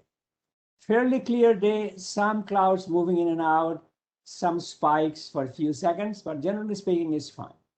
This is a good example of what solution I can propose. If I look at this picture and see, I can put batteries, right, to pick up this drop. Or at the same time, I can play with my building load. I can turn some lights down, not off, down, maybe bring to 80%, 70% for a short time, maybe a minute or two. That's smartness. And if I can simultaneously manage my load, drop my load as the supply drops, I can do the match. This is the intelligence we have to work on. That's the smart grid. That's one example. Now we got a bad day as well, cloudy day. Then many more oscillations. I cannot turn my lights off and on all the time. Doesn't work. Then I need some battery. So my point is, yes, battery is good, but my approach is I do not want a brute force solution. Put all the battery you need. Then it's very expensive. I want a smart solution. That's why I play with the load, and that's where smart grid comes into play. So these are my three solutions. Battery storage, talked about this. These are big battery storage, be it 2 megawatt, 2 megawatt hour batteries. They're happening in the US quite a bit in substations today, wind power. Below that is a pumped storage hydro plant. Pumped storage hydro is a storage plant. That is why you call pumped storage. You have a lower dam and upper dam on the hill up there. I got 6 big tubes called penstocks connecting the upper reservoir and lower reservoir. What happens during the night time when the demand is low, the same generator which makes electricity is used as a pump to pump water up to the hill and stored in the upper reservoir. During daytime, when the demand is high, let the water come down and generate power. Because my lower reservoir is not big enough to generate all the power it needs. I need some extra supply. That's how it is done. Question can come in, how much time does it take to flip from charging at night to producing power daytime? It takes about 2-3 hours because water has to go back now. Battery flips in a matter of seconds, not hours. On the lower right-hand side is a compressed air storage plant. As opposed to water, I'm compressing air from nature, putting the compressed air in a salt cavern, some hole in the ground, literally hole in the ground, which can take the air and store it. And during the afternoon time, when the demand is high, release that compressed air from the cavern, from the hole in the ground, to help turn the gas turbine. Why is that important? Many of you may know the gas turbine requires compressed air to function. So what happens before you start the gas turbine? You compress some air, put in the tank, compressed air tank, and run the gas turbine. So that means in the evening time when the peak demand is high, peak hour, you are running gas turbine, but you're using some power from the grid to begin with to compress the air. That's problem, right? Because you are short of power, using extra power to run the gas turbine to begin with. If you can use the compressed air in the salt cavern to supply you with this compressed air, then you are saving demand in the hour of peak hour, like 6-7 p.m. That's the value. Again, timing, you can go from compression to supply in a matter of minutes. So battery is seconds, pump storage hours, compressed air minutes. That's the difference. Now, so this is the difference today. I call it a new paradigm for the power system. Look at this carefully. Historically, it was demand-driven supply. You forecast demand, demand is growing, you build new power plants. Demand-driven supply, because supply is reliable, demand goes up, I can supply power. That means supply will respond to demand. Supply, now my supply is wind and solar, which is God-given. I cannot tell, blow the wind harder now, or give me more sunshine. Cannot do that. That's why I said this is my theory.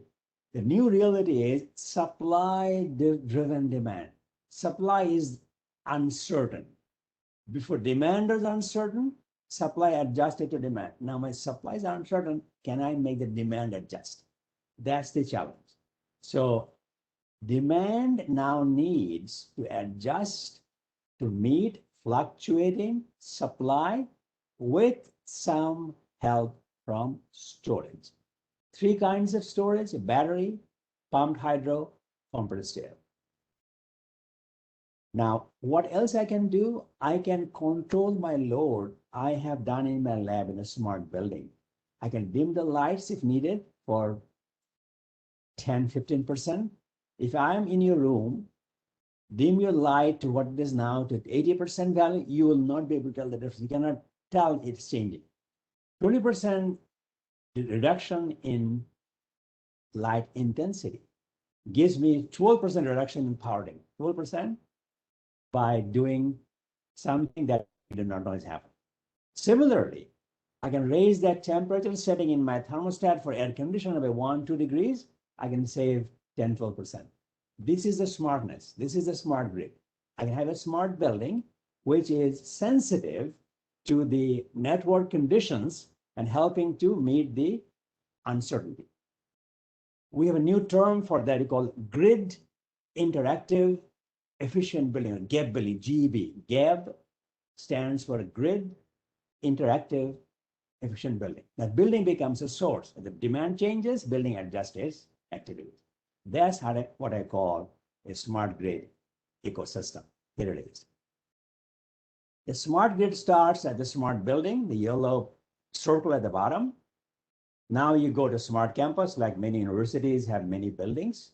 So if you have a smart building, you can read the lower right-hand side. It has intelligent building automation systems that use smart devices, makes life more productive, and a grid integration. What I mean by productive users, if my supply happens in India all the time, supply is limited, you got a power cut. Building becomes hot, unusually uncomfortable. If I could make some adjustment using my demand adjustment and some battery storage, I can make the building environment comfortable. And the smart building also helps with grid integration, because building is now a grid asset, not just a load, because it is a living thing, right? Demand is changing as supply changes. That's smart building. Many smart buildings put together will form a smart campus, like Infosys campus, ISC campus in Bangalore, and so on and so forth. That's happening in some cases. Then smart city. Indian government has spent a lot of money to provide smart city ideas all over India. Bangalore, one of them. A smart city, Bangalore, can have many smart campuses, and they can all work together. As the supply changes, demand can be adjusted. If you have multiple buildings in a campus, you don't have to worry about each building very strict. You can make adjustments between buildings. One building has a classroom building, 4 o'clock in the afternoon, classes are over. Why cool the building so much? Next building could be a conference center. Conference happening today, many people. So let's now drop some load from the classroom building and supply that saved energy to the conference event building and make life easier for them. That's a smart campus situation. Finally, smart grid. That's all over India, PGCIL, smart grid. So they can connect many smart cities to make adjustments to the demand and supply as situation changes over time. So that's it, that's me. I'm giving you my email address. If I cannot answer questions today that you may have questions, please email me, happy to answer that. Again, my website is here. I'm on Facebook, LinkedIn, Twitter, and YouTube. You can get me there as well.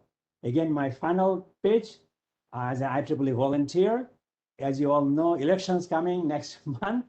Please vote. Doesn't matter whom you vote for, doesn't matter. Please vote. My data shows when the IEEE sends email to you, the members, 60% deletes it without reading it. Delete it. So don't do that, please. Read the email and vote for the person of your choice. So I'm going to stop here, Binduji, and if you have any questions, otherwise I can move on. Thank you very much, all of you. Thank you, Professor Raman. Any questions from the panelists? We can take one question. I will stop.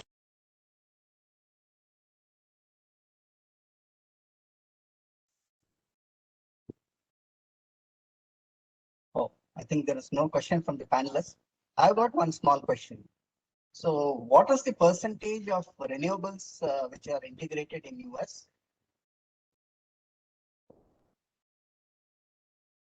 What is the percentage of renewable energy integrated into the total grid in US? Your mic is mute, Professor Raman. Your mic is mute. Sorry. Yeah, in the US alone, Yeah. solar Yeah. about 3% of the grid, 3% solar, and about 7% wind in the US. Okay, 10%, total 10%. Right. Renewables. Okay. So since you know much on Indian side also, what is the current percentage in India? India solar more like 5%, Okay. and wind is less. India much bigger in solar than wind because of the government program as well as the financial incentive for solar. Like in New Delhi, I know New Delhi local power company, they complain in the afternoon, their supply is low because everybody running their rooftop solar and they are not selling enough power in the afternoon. And this is the Tata Power issue. Okay. So thank you, Professor Raman, for your. Professor, sir, good evening, good evening. No, Naveen has got some questions. I have a small query. Thank you, Professor Raman, for giving a very brief but very informative idea on power grid system. I have a small question. There is something called as a power trading, and it has a lot of importance, it seems, and lot of talk is going on currently. But just wanted to know what is the status? Is it happening somewhere? Is it in practice today or yet to come? Thank you. Very good question, Naveen Kumar. I have two answers to that question. One is power trading at the national level and power trading local level. Talk India, for example, India is selling power to Bangladesh now, as you speak, right now. I can see the POSOCO website selling power. India buying power from Bhutan and Nepal right now. That's happening national level. If you look at a local level, within India, power is being bought and sold among SEBs today, state electricity boards today. And in some countries, they allow power trading among consumers. So if I have a factory with some backup generation and I have excess capacity, I can sell it to a neighboring factory which is short. It's not in India yet, not allowed in India yet, but some countries do. The answer is yes, that concept is gaining popularity, but it will take some time. But national level, power trading is very common global. Thank you very much. My question was in fact at consumer level. Thank you very much. You have answered. Thank you. Thank you, Professor Raman. So we would like to sort of present a virtual memento for you since it's a virtual conference. Thank you, Professor Raman. Please accept this memento, virtual memento. Thank you very from much. us. Thank you very much. I appreciate your kindness. Thank you. Okay. So I think we can proceed for the next this one, which is the valedictory of the CONECCT 2021. So I think so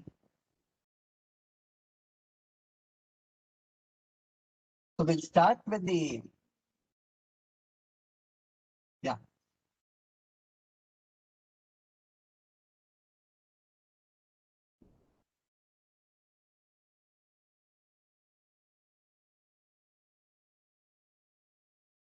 Can we start? Chandrakant, can we start? Yes, sir. I hope my slide is visible. No, I think some other slide is there.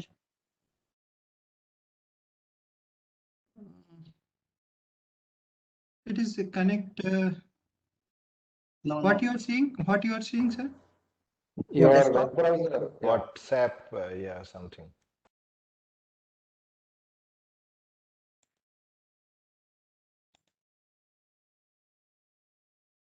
Now?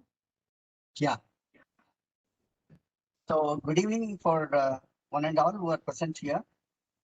So we'll have a little change in the schedule, whatever has been displayed.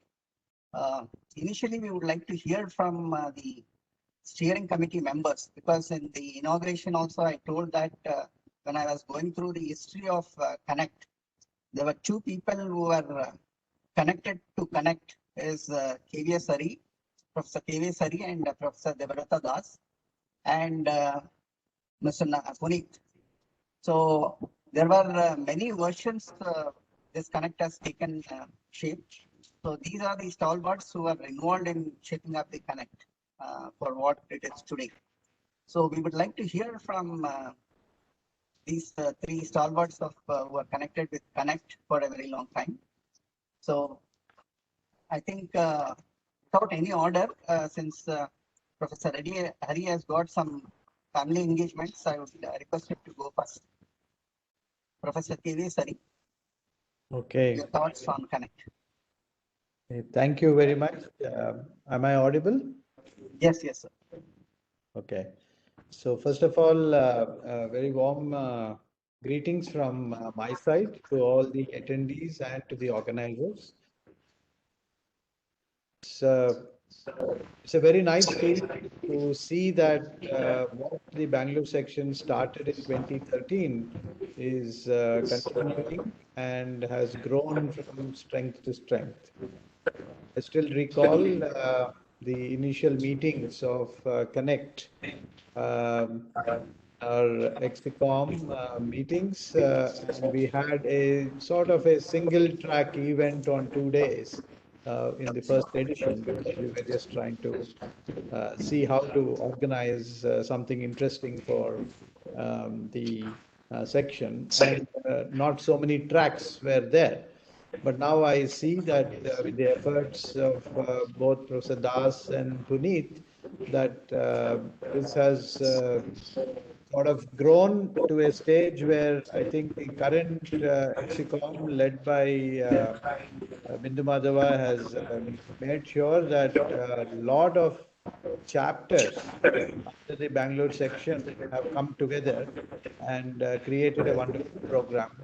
I'm very happy because this was our sort of like a dream to get more activities across the different chapters of the section so that we as a family of the Bangalore section provide value to all the members, not just in Bangalore section, and with this virtual component, we are reaching out to the world. So I'm very happy, pleasantly surprised that I have to speak to you, and I wish and I thank the current Exicom and all the steering committee members, the organization committees, all the chapters of the section that they have come together to put up a very nice program with a lot of distinguished speakers. So again, thank you very much for continuing the spirit and the vision of the section, and all the best for future editions of CONECCT. Thank you very much. Bye. Thank you very much, Professor Hari, for your kind words.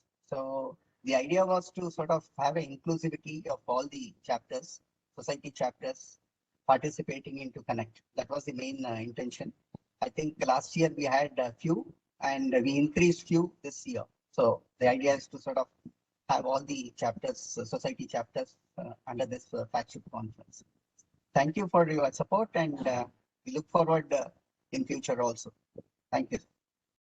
So next we would like to hear from Professor Devrata Das, who's again sort of taken CONECCT from 2013 to 2018. There was a lot of change. So we would like to hear from Professor Das.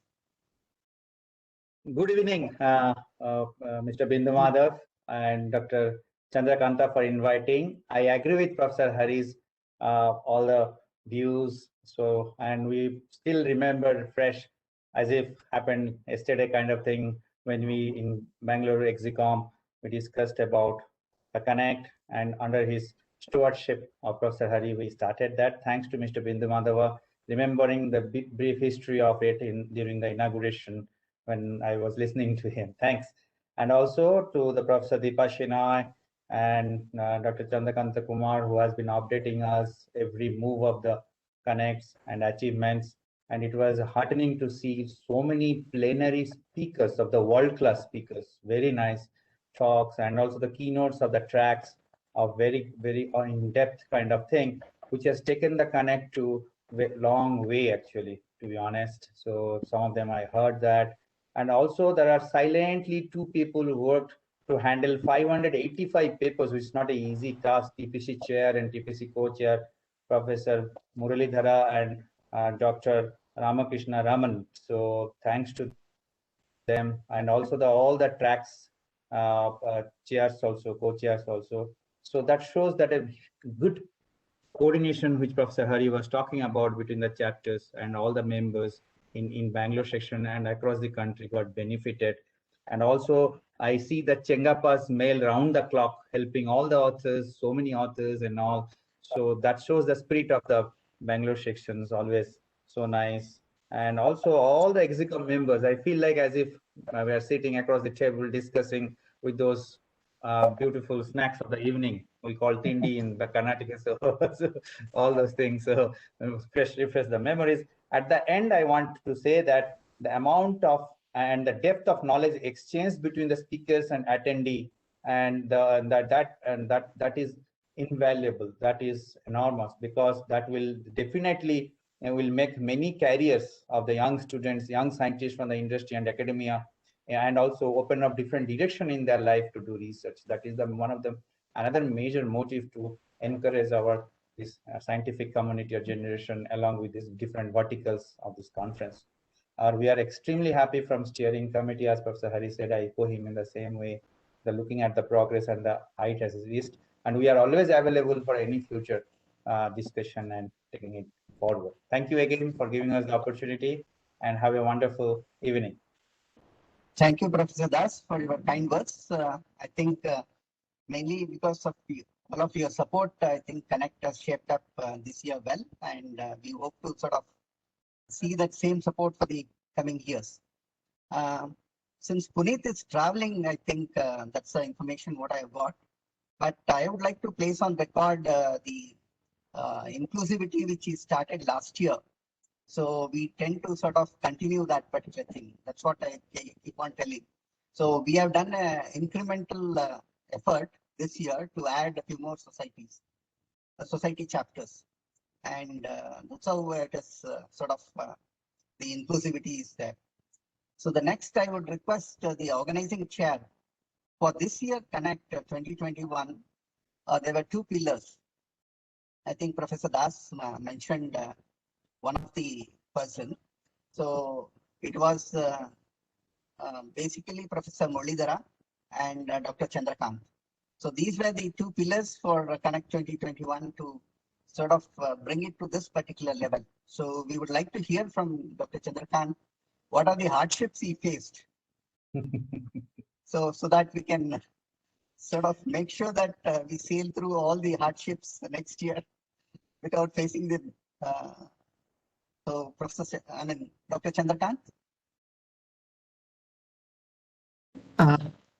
Yes, thank you very much, sir. Bindu sir, Professor KVS Hari, and Professor Das for your kind words. And I personally congratulate Professor Das for taking over the directorship of IEEE. This is the first meeting after that, so kindly accept our. I actually, to be honest with you, Bindu sir, I have prepared the slides for the improvement area. If you want to play them out, I'll be able to do it, but I'll send you tomorrow morning itself. So we'll take that one here. There are certain areas of improvement. I have already put them in the document, and I will get it from the other members also, and I'll definitely give it to you. And coming to the normal sequence of presentations, as I could get some information from the internet, and I feel this is one area we have to get some information together, because this is history is a very important part that we generally don't recognize many of the time. So we should get into the business and try to assimilate as much information as possible. And if it's possible, we should get the website also backed up so that we can get derive the information from there. That is very important. You can see that different time. Earlier, CONECCT used to happen at different time, like January sometime, July sometime, during March, and sometime December.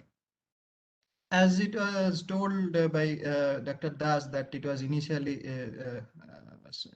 started by Professor Hari, then it was nurtured by Professor Das.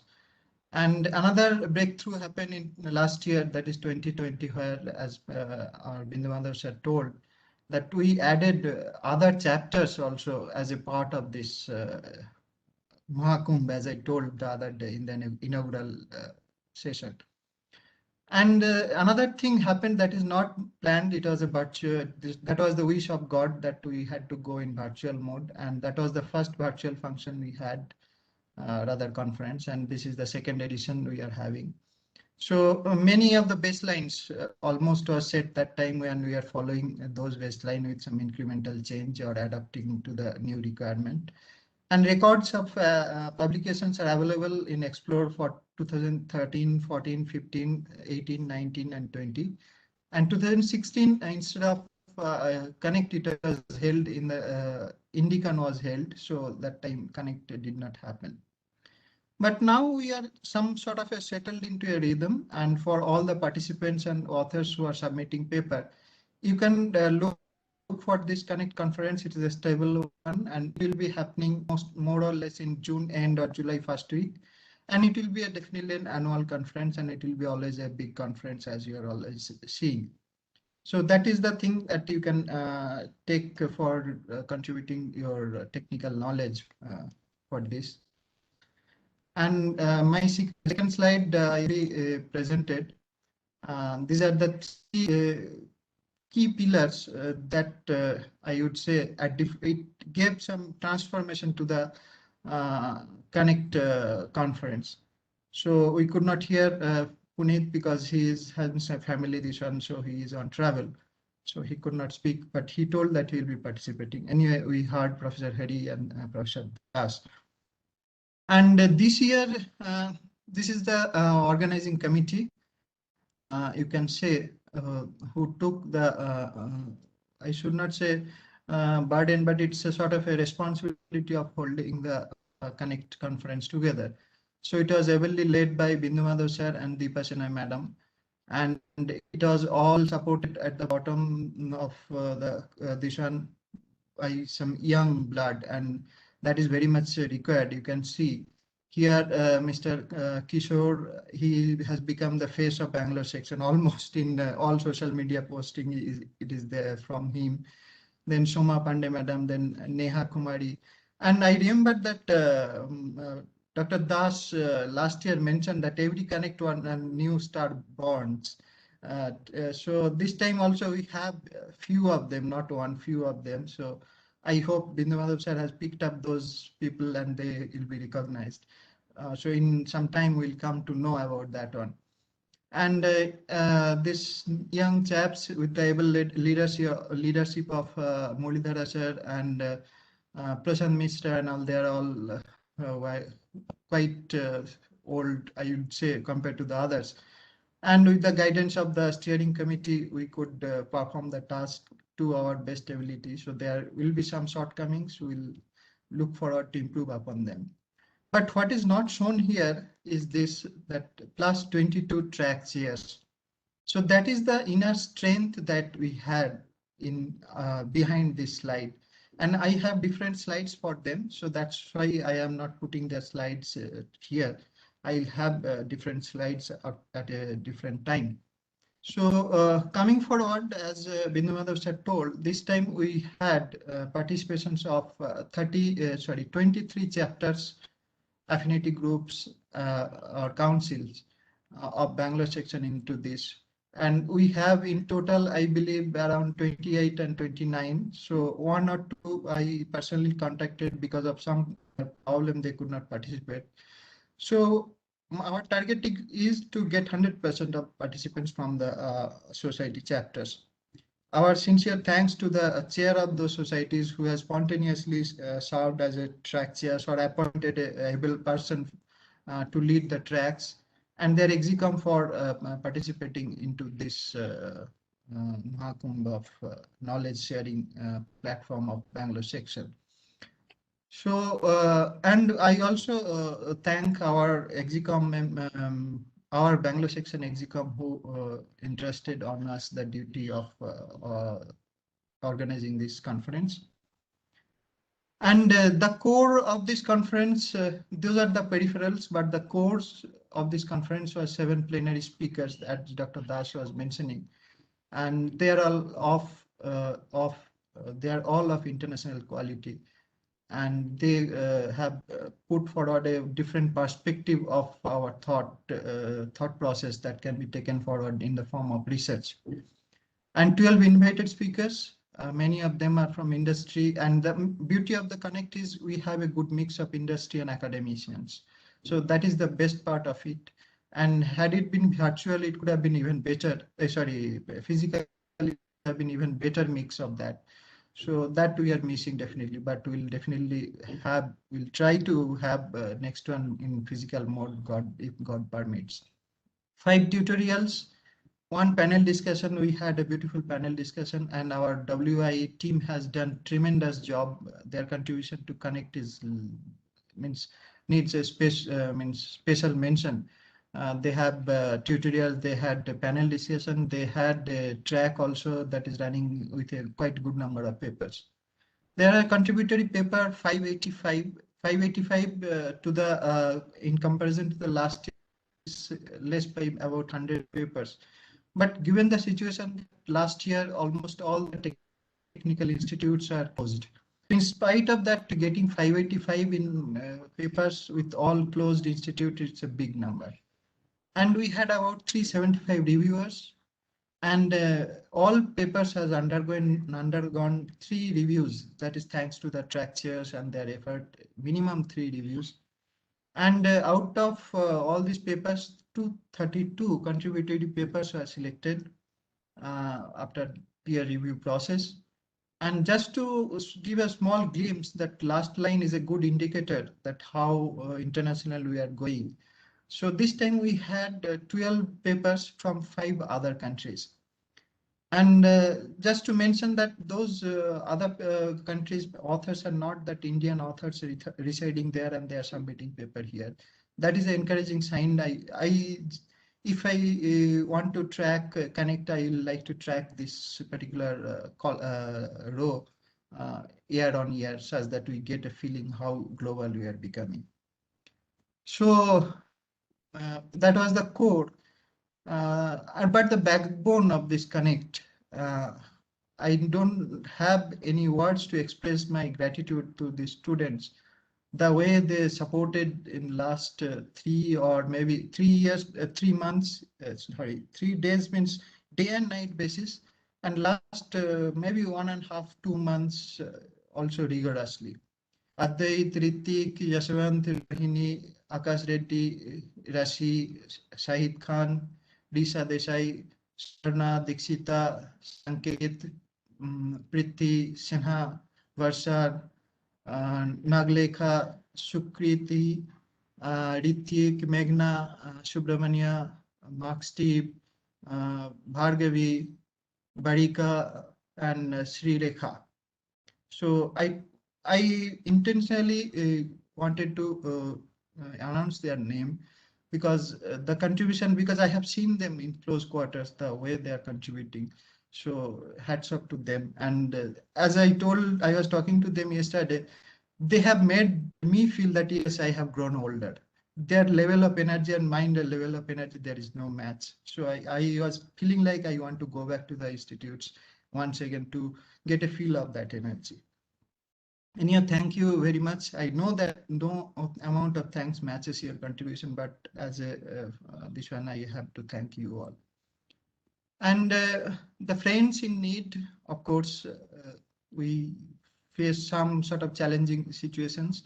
And those challenging situations we have always got in IEEE India Council or IEEE India office into our side to help them out. So in this conference also we have received multiple helps from them in multiple quarters.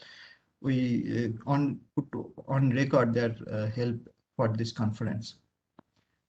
And as I told, the young team has taken up, and there are many stars that has come up in this year also. So our sponsors team, they did a tremendous job to bring the world-class sponsors on board. Huawei as the annual sponsor, that was, of course, it was a part of the full section sponsorship. Radius and Qualcomm was particularly for this particular conference, and their follow-up, their meticulous, this one has fructified into this. And a big thank you to them, because you made less than 1750 rupees for a student's paper, that is less than 25 USD, and 2,700 rupees for a general paper, general members paper, that is less than 45 USD.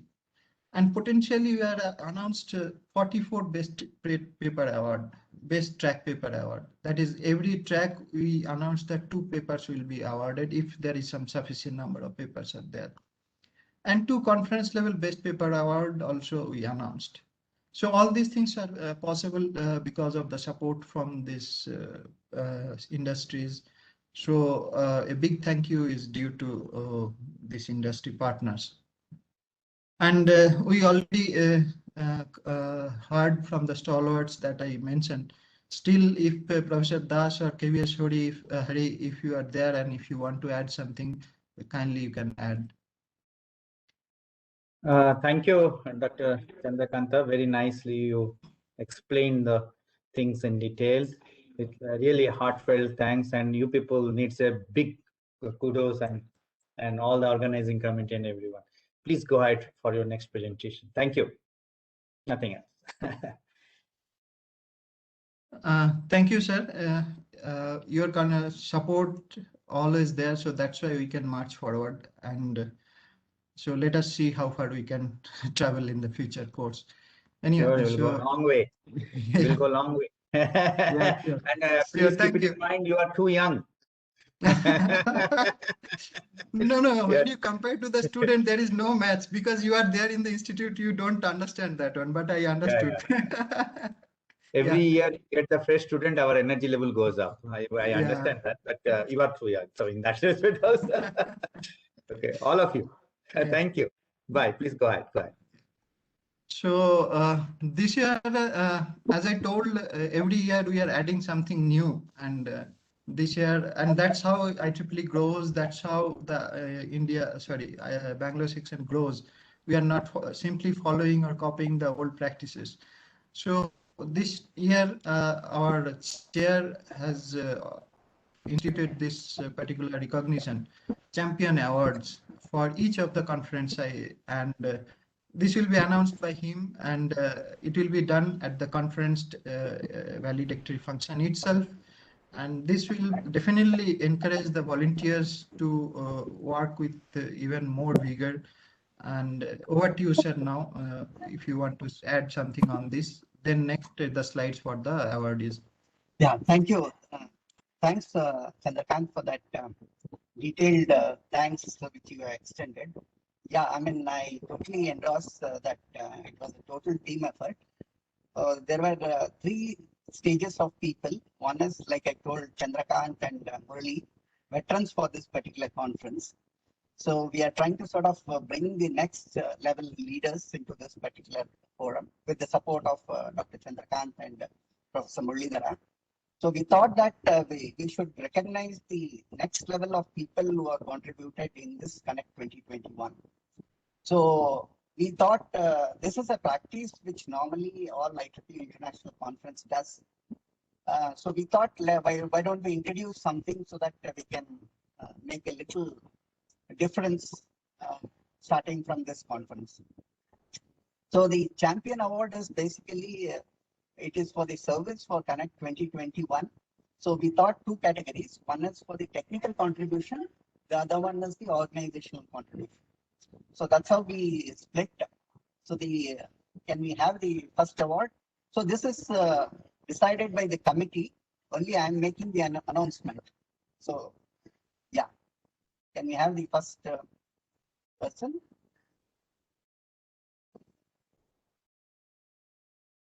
Yeah, I think there is no surprise on this particular announcement, because when we were having the review last week sometime, this was very much aired by everyone who was present on that particular day. So for the outstanding contribution for CONECCT 2021, Dr. Ramki, as he is known, Ramakrishna Raman, we would like to sort of congratulate him for the outstanding contribution for the technical side. Thank you, Ramki, and congratulations. Thank you, sir. Yeah, thank you, sir. I hope I'm audible. Yeah. It was a great, it was a great enriching and learning experience for me. Had excellent contributions and cooperations from all the track chairs and very good guidance from the OC chair and the TPC chair. Thank you, sir. Congratulations once again, Raj. So can we have the next person who contributed for the technical thing? So from the Smart Sensor and Systems and their application track, Dr. K.R. Shobha. So for a contribution for the technical contribution for CONECCT 2021. So congratulations, Dr. K.R. Shobha, if you are present. Can you just... Yes, sir. So thank you very much. It was my first experience at CONECCT. I thoroughly enjoyed handling the technical track. So I really appreciate your recognition with respect to the contribution. Thank you, sir. Thank you. So for the organizing side, we thought we will have 3 people because in order to sort of get the next level of leadership into the place. So can we have the first contributor? It's in no order. So all 3 have contributed equally. So the first one is Kishore Kumar Sharma. So you would have heard from Dr. Chandrakant. So he was our Bangalore section's CONECCT 2021 phase, of course, on all social media and all the things. We had a lot of publicity material. So Kishore Kumar Sharma for his outstanding contribution for the organization contribution. Kishore, you are there?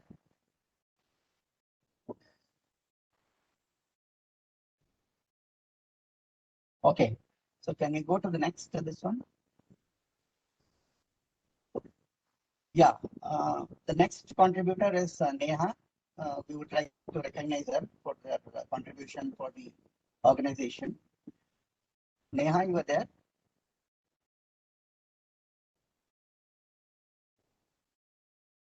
I think she's also not there. Can we have the next, this one? So I don't think so this person has to be introduced to anybody in the audience who was present, because like Professor Das was mentioning, every day and night he used to be on either on call or on IEEE duty. So that's what is my this one. So I would like to congratulate and thank Changappa for his outstanding contribution. In this virtual world, I think the ECIM activities become very, very important for us. The success is almost 50-50 with technical content and 50% with the virtual platforms, what is available to conduct this particular conference. Congratulations and thank you, Changappa. You're there? You should be there. I think you're the host. Thank you, sir. Thank you. Just switch on your video and show your face, because some people might not know you. That may not match with this face. Where are you? Yeah. Oh. Good. Congratulations, Singapore. So these were the things which we thought that we'll introduce in CONECCT 2021. And I would like to hand over to the TPC committee to announce the best paper and right, Chandrakant, that is our agenda. Yes, sir. Yes, sir. Yeah. Yeah. So thank you, sir. Thank you very much. I sincerely believe this is a good initiative that will take us forward, and it will have a very positive impact on our growth of leadership in our section as well. So, and this is altogether a new initiative that also is very every time we come up with a new thing, it pays dividend in more longer time. And so now to continue with this more rewarding sessions, so we are getting into the technical technical awards. So we are getting into the most rewarding session, that is most rewarding feeling as an author may have in a conference. to find his or her paper has been selected as a best paper of the track or the session, or if it is a best paper of the conference, nothing like it. So as we announced in our website, this will be each paper will be carrying, each of the selected paper will be carrying Indian rupees of 4,000 and a certificate. And to start with, I like to announce for the information of all the authors who are winning these awards, that we will be circulating a Google form. There we need your address as well as your bank account detail, and that bank account should be this one, what it is called, KYC compliant, because last year we had a lot of issues. So whatever bank account you are giving, make sure that it is operating and transfer the money to your account within 15 to 23 to maximum 4 weeks. So we'll be rolling out this form maybe Monday or Tuesday once we are settled with the conference things. So because you know that last few days were hectic, we could not prepare it.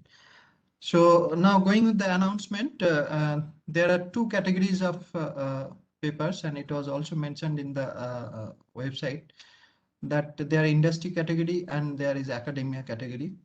Now it is very difficult to figure out in a mixed culture which one belongs to academia, which one belongs to industry.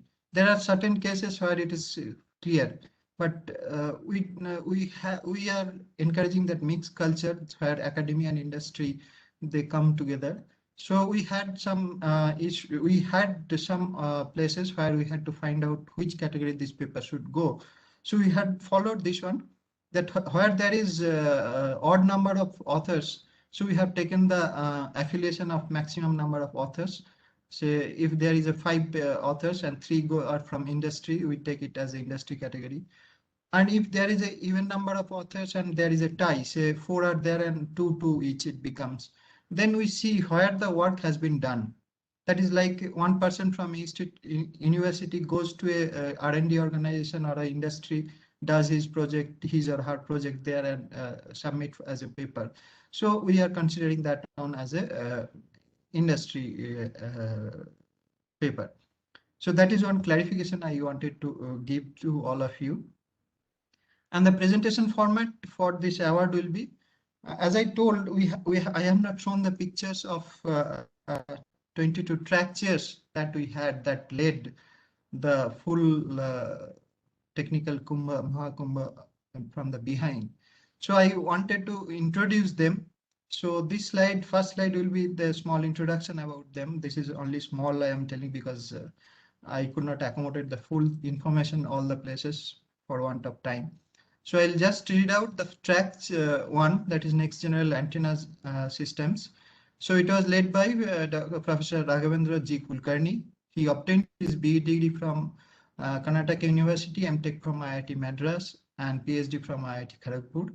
He joined Hybrid Microcircuits Division of BAIL, Bangalore in 1982. And he was involved in the design of surface acoustic waves, that is SAW filters. Dr. Kulkarni obtained 2 patents on SAW filter design and has authored more than 70 papers in the field of SAW filters, electromagnetics, signal processing, and mathematics. He is the inventor of several window functions for signal processing and applications. In 2014, Dr. Kulkarni joined PES University, Bangalore as Distinguished Professor in the Department of ECE. Dr. Kulkarni is a senior member of IEEE, life member of Ramanujan Mathematical Society and Indian Mathematical Society. I saw, sir, you are there in the bridge, so can we announce the paper?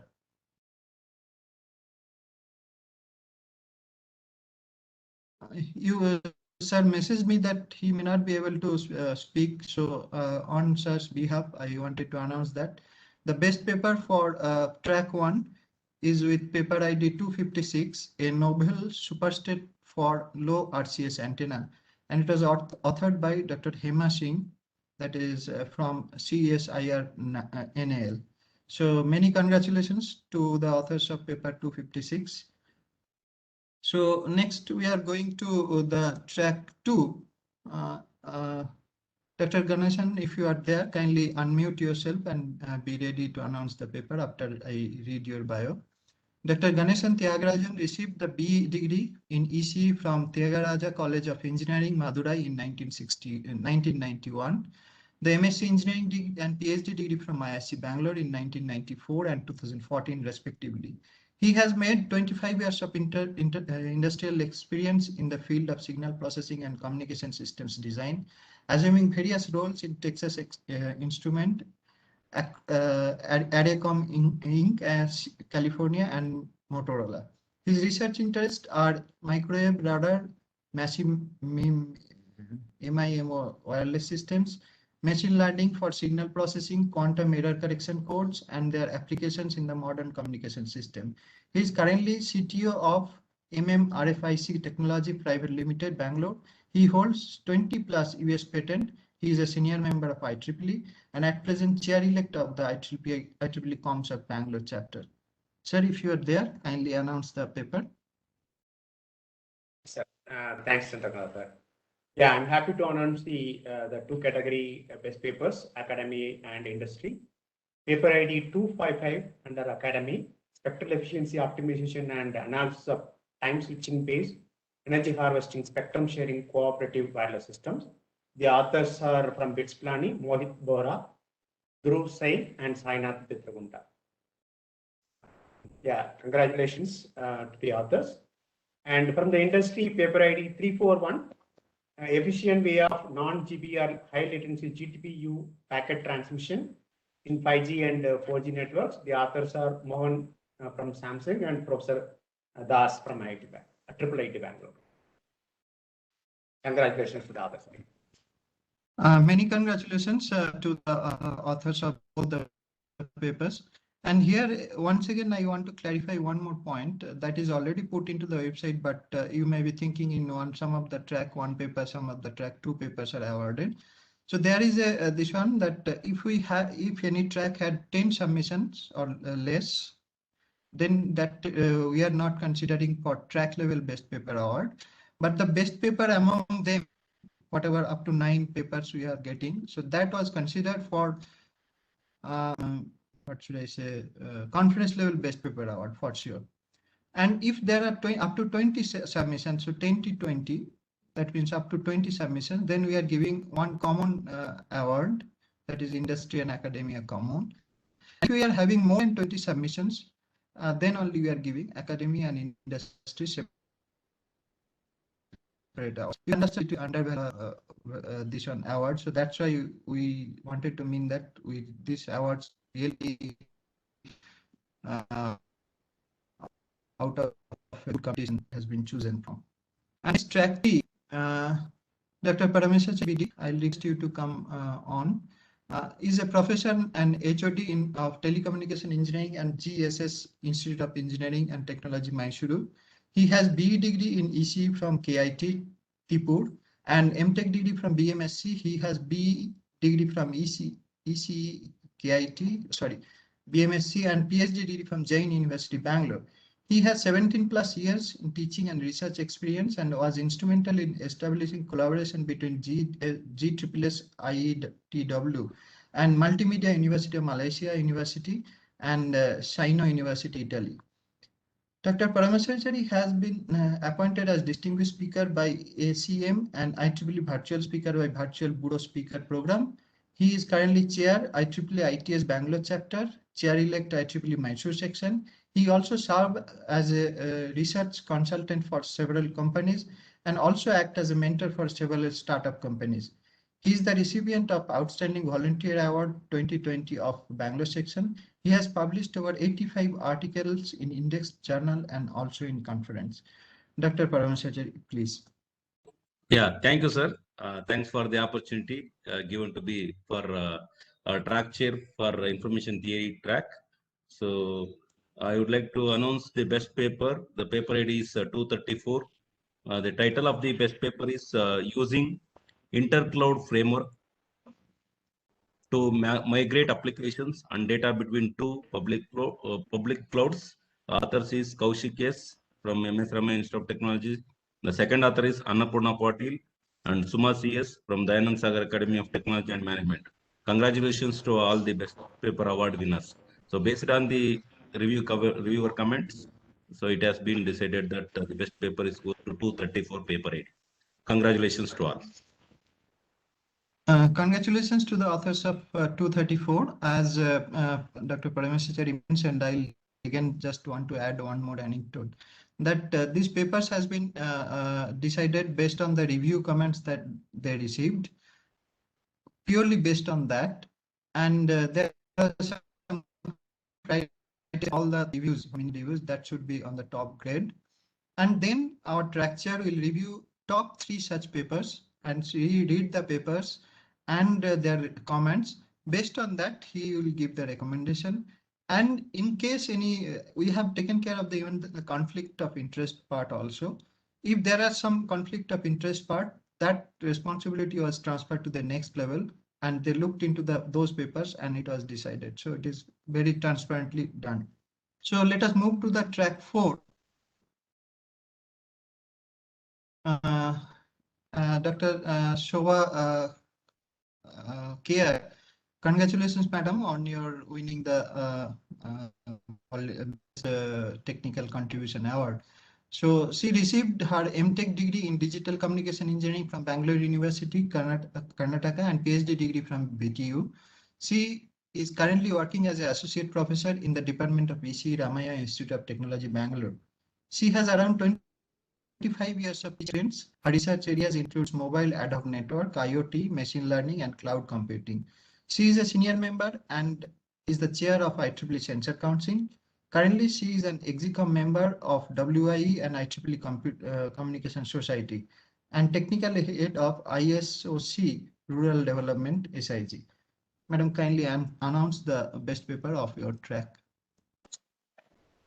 So it's my pleasure to announce the best paper award for track 4. The paper ID is 260. The paper title is a conceptual framework for knowledge aided passive radar systems. The authors are Purushottama, Prajapati Srihari, and Parthasarathi. And these people are from NITK Suratkal, and there is one more author, Srinath. So congratulations to the authors. Thank you, madam, and many congratulations to the authors of the paper 260. Let's move to track 5. Unfortunately, when I prepared this slide yesterday, I could not find the biodata of Professor Vijay Kumar. He is a professor at MSRIT. So, sir, if you are available, I'll request you to announce your best paper award.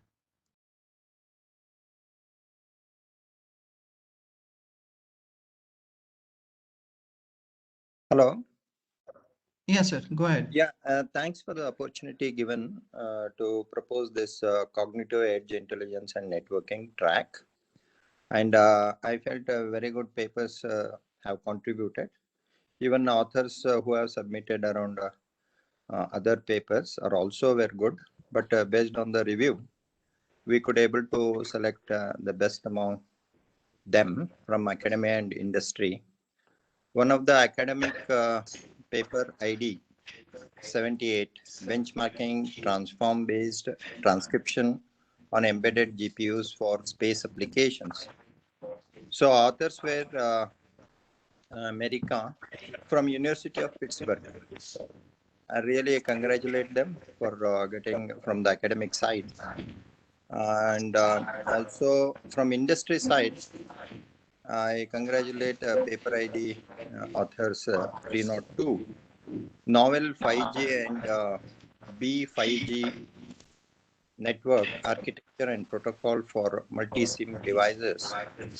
So authors were Ram Kumar from Samsung, and also Mohan Raj Balasubramanian and Devabrata Das, Director IIIT Bangalore.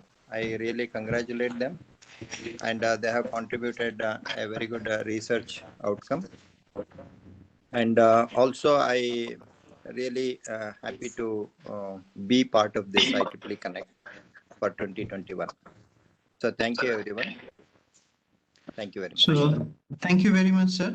I know how effectively we all, you also contributed, and congratulations to the authors of both the papers, 78 and 302. Let us move to the next track, that is track 6. Here again, I could not find the biodata in our drive, so somehow it is missed or you forgot to upload maybe. So Dr. Jalajai is an assistant professor at BIT. I'll request you to kindly announce the paper if you're on the bridge.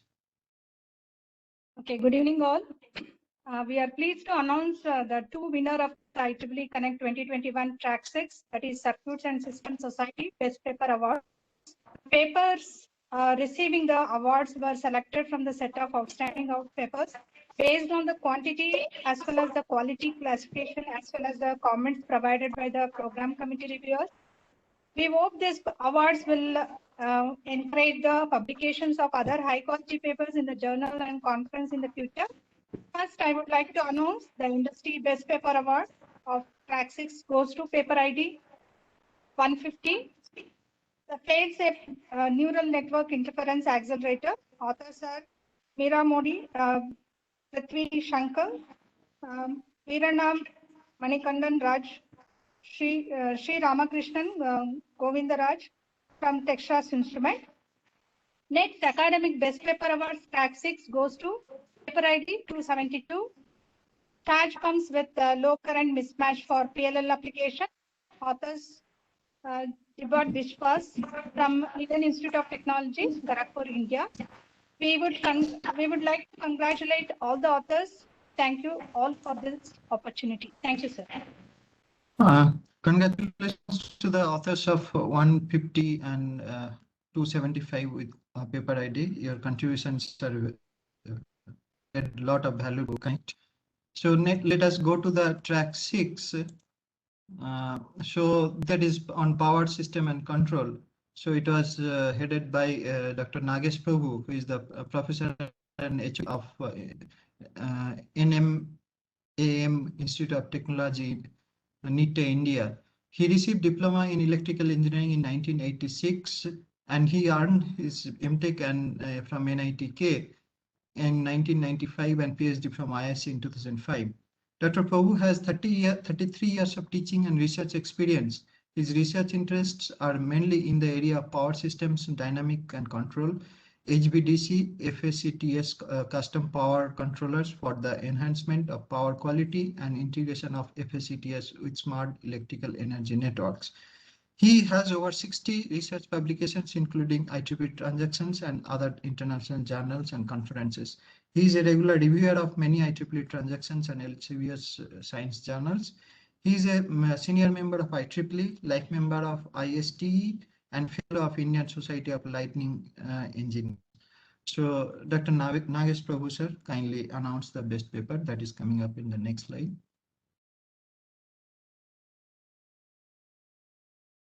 I don't see Nagesh Prabhu, sir. Thank you, Chengappa. So on behalf of sir, I'll announce that the best paper is 198 with paper ID 198. Novel application of gradient-based optimizer for tuning a fuzzy PIDD2 controller for load frequency stabilization. Authors are Sonali Priyadarshini from NIT Rourkela and JK Satpathy from both are from NIT Rourkela. Congratulations to the authors, and your contribution really added value to all papers for that matter has added value, but yours are the best out of the submitted paper in that particular track. So next track is vehicular technology track, and Dr. Naveen Kumar, he is a professor at Amrita School of Engineering.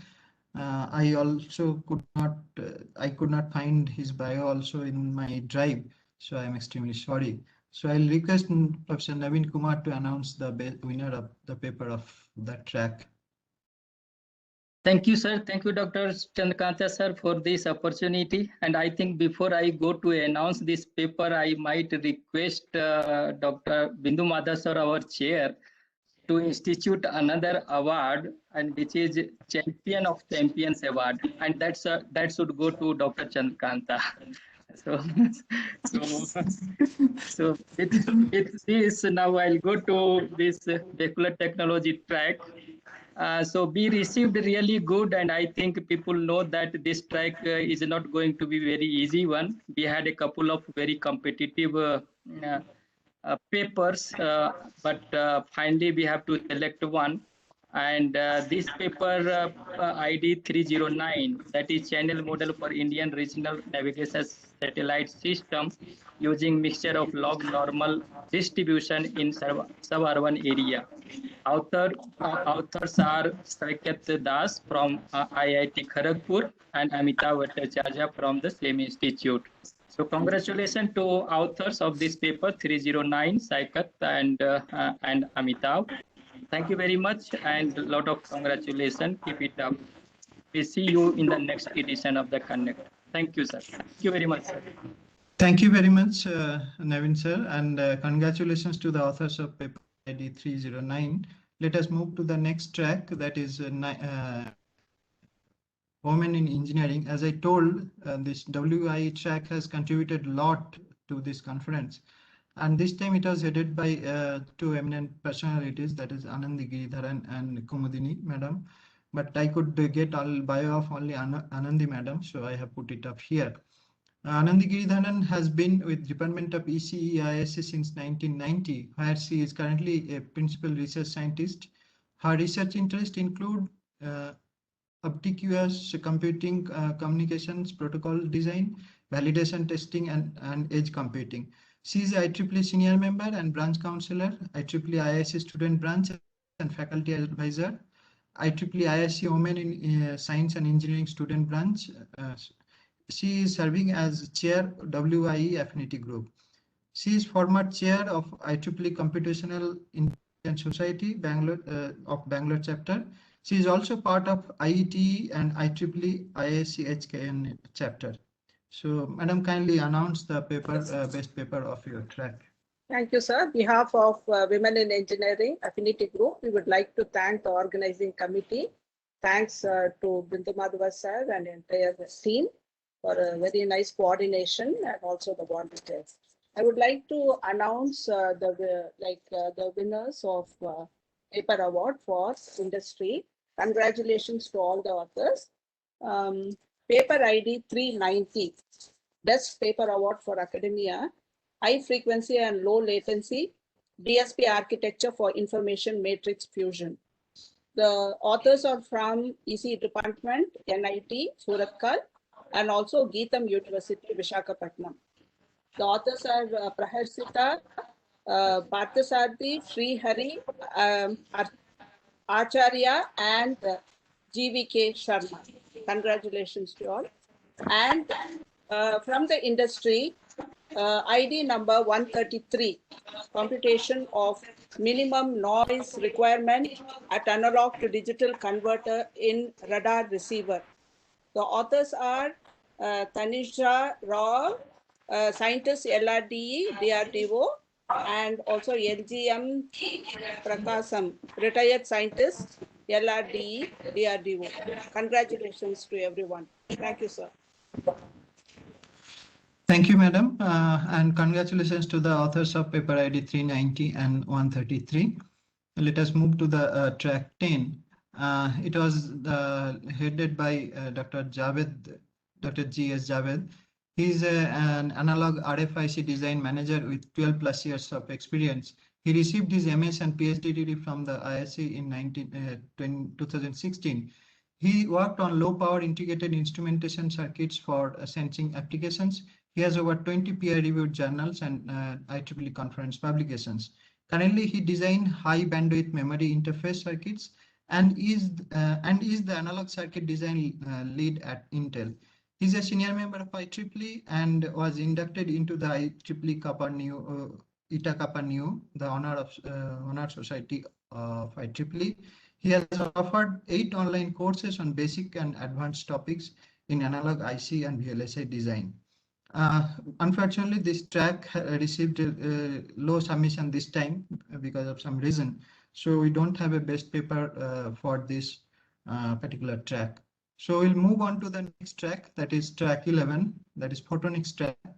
This was headed by Dr. Maluthi, and she is currently working as head of ECE Department, MS Rama University of Applied Sciences, Bangalore. She completed her PhD from IISc Bangalore in the year 2012. Her research areas of interest are biophotonics, optical MEMS device, and optical networks. She is a recipient of SPIE scholarship and Professor Selvarajan International Travel Grant. She is the chairperson of 2020-21 IEEE Photonics Society of Bangalore. Madam, if you are there in the bridge, kindly announce the best paper of your track. Yes, sir. Thank you, sir. Congratulations, paper ID 500 is a winner. Design and analysis of rib waveguide Bragg rating for multiplexed biosensing application. The authors are Vishwaraj Nayak, NIT Goa, Prashant GR, NIT Goa. Thank you, sir. Congratulations to authors. Thank you, madam, and to the authors of paper ID 500. So let us move to track 12. And this was headed by Dr. Shiksha Tripathi, who holds a PhD from BITS Pilani and master degree from BIT Mesra. Her research interest includes speech image processing, architecture for transforms used into signal processing applications, music signal processing, and control algorithm for robotics applications. She joined PES University as professor in the ECE department as a research head of Electronic City campus. Prior to this, she was with Amrita, and before that, she was with BITS Pilani. Dr. Tripathi has organized conferences, workshop, and faculty development program, and is senior member of IEEE and member of ACM and live member of IST. Madam, if you are in the bridge, kindly announce the best paper of your track. Yes, I'm there. Good evening, everybody. I'm happy to be part of this valedictory function, and thank you for the opportunity given to announce the best paper in the robotics track. The paper ID 462, titled A Fully Integrated High-Speed Motion Controller Hardware Accelerator for Autonomous Systems, is found as the best paper based on the review comments. The authors are Ankita Gupta, Saksham Soni, Divyantu Ghosh, Sriram, Muthukumar, Karthik from Intel Labs, Bangalore. So congratulations to the authors of this paper for the good work done and submitting to our track here. Thank you so much. Thank you, and congratulations to the authors of 462. And let us move to the system science and engineering track that was headed by Yagendra Yappu, sir.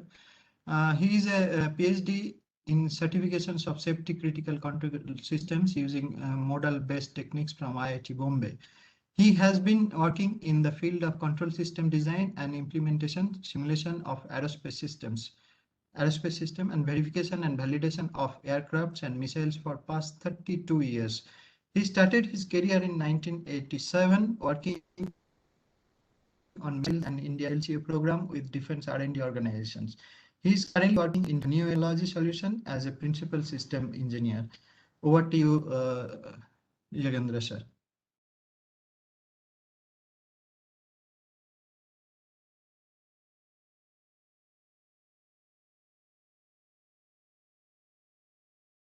Sir, you are on mute. We can't hear you. I'm sorry. So this is I think a new track for the conference on systems engineering. And we received about 19 papers in this and shortlisted 9 of them which were presented. And out of this, it is my pleasure to announce paper number 450. This is the paper from US. And the title is From Informal System Requirements to Formal Software Specifications and Experience Report. This is primary author is Anita Murugesan from Honeywell Aerospace. There are other authors also in this from Amazon, from University of Minnesota, and Squarespace from USA. So other authors are Daniel, Michael, and Mats.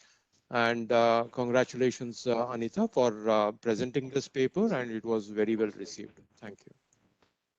Thank you very much, sir, and congratulations to the authors of paper number 450. So let us move forward to the track number 14. It was headed by Dr. Anand Krishna, and it was on EMC evaluations, and that is from EMI EMC chapter. But this paper also did not receive required number of submissions, so we had to forego the awards for this particular track. So let us move to YP track. That is also one of the vibrant track that we had.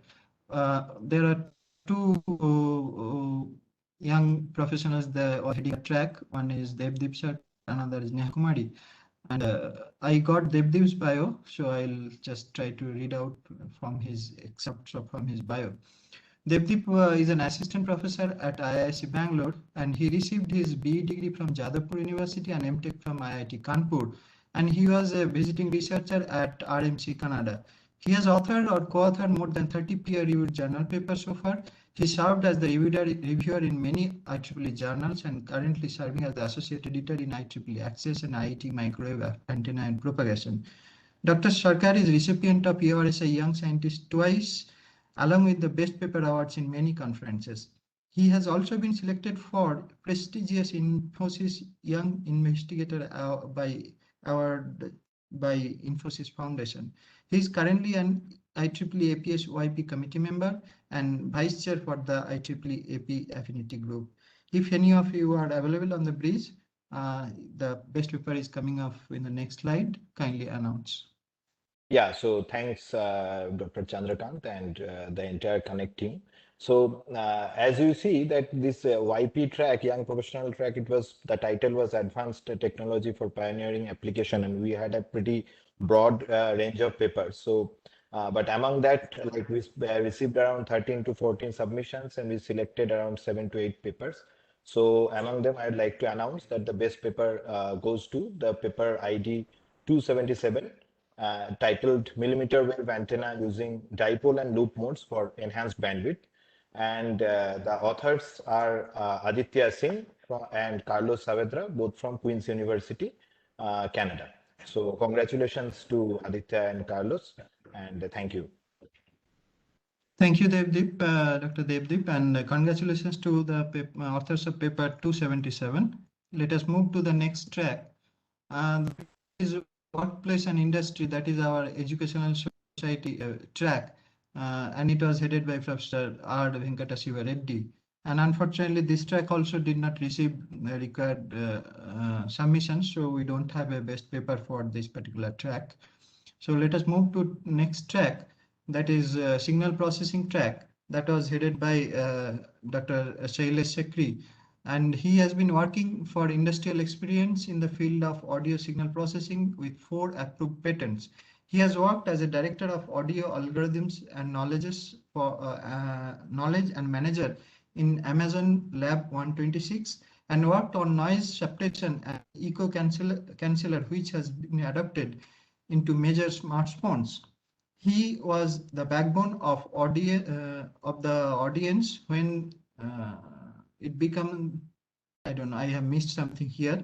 When, sorry, extremely sorry for that. When it becomes the #1 supplier of noise suppression chipset in the industry. Shailesh worked on Amazon Lab 126 and was leading the team which delivered the industry's leading smart speaker product, that is the Echo series. He was the lead for the Echo Show series along with Amazon's first premium Echo product. Shailesh was also responsible for delivering the Echo Dot. Currently, Shailesh is working in Harman International as a senior engineering manager for DSP team, responsible for delivering car audio solutions to major car audio manufacturers worldwide. He is currently chairman of the SPS Chapter 2. So over to you, Dr. Shailesh, for presenting the best paper of your track.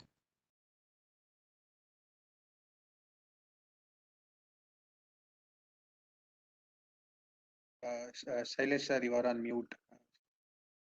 Sorry about that. Sorry. So we had around 27 papers submitted and 17 papers which were accepted. We had 2 papers which were selected from the academics and the industrial, but one of the paper which was selected for the industrial best paper, which was, I mean, they didn't register.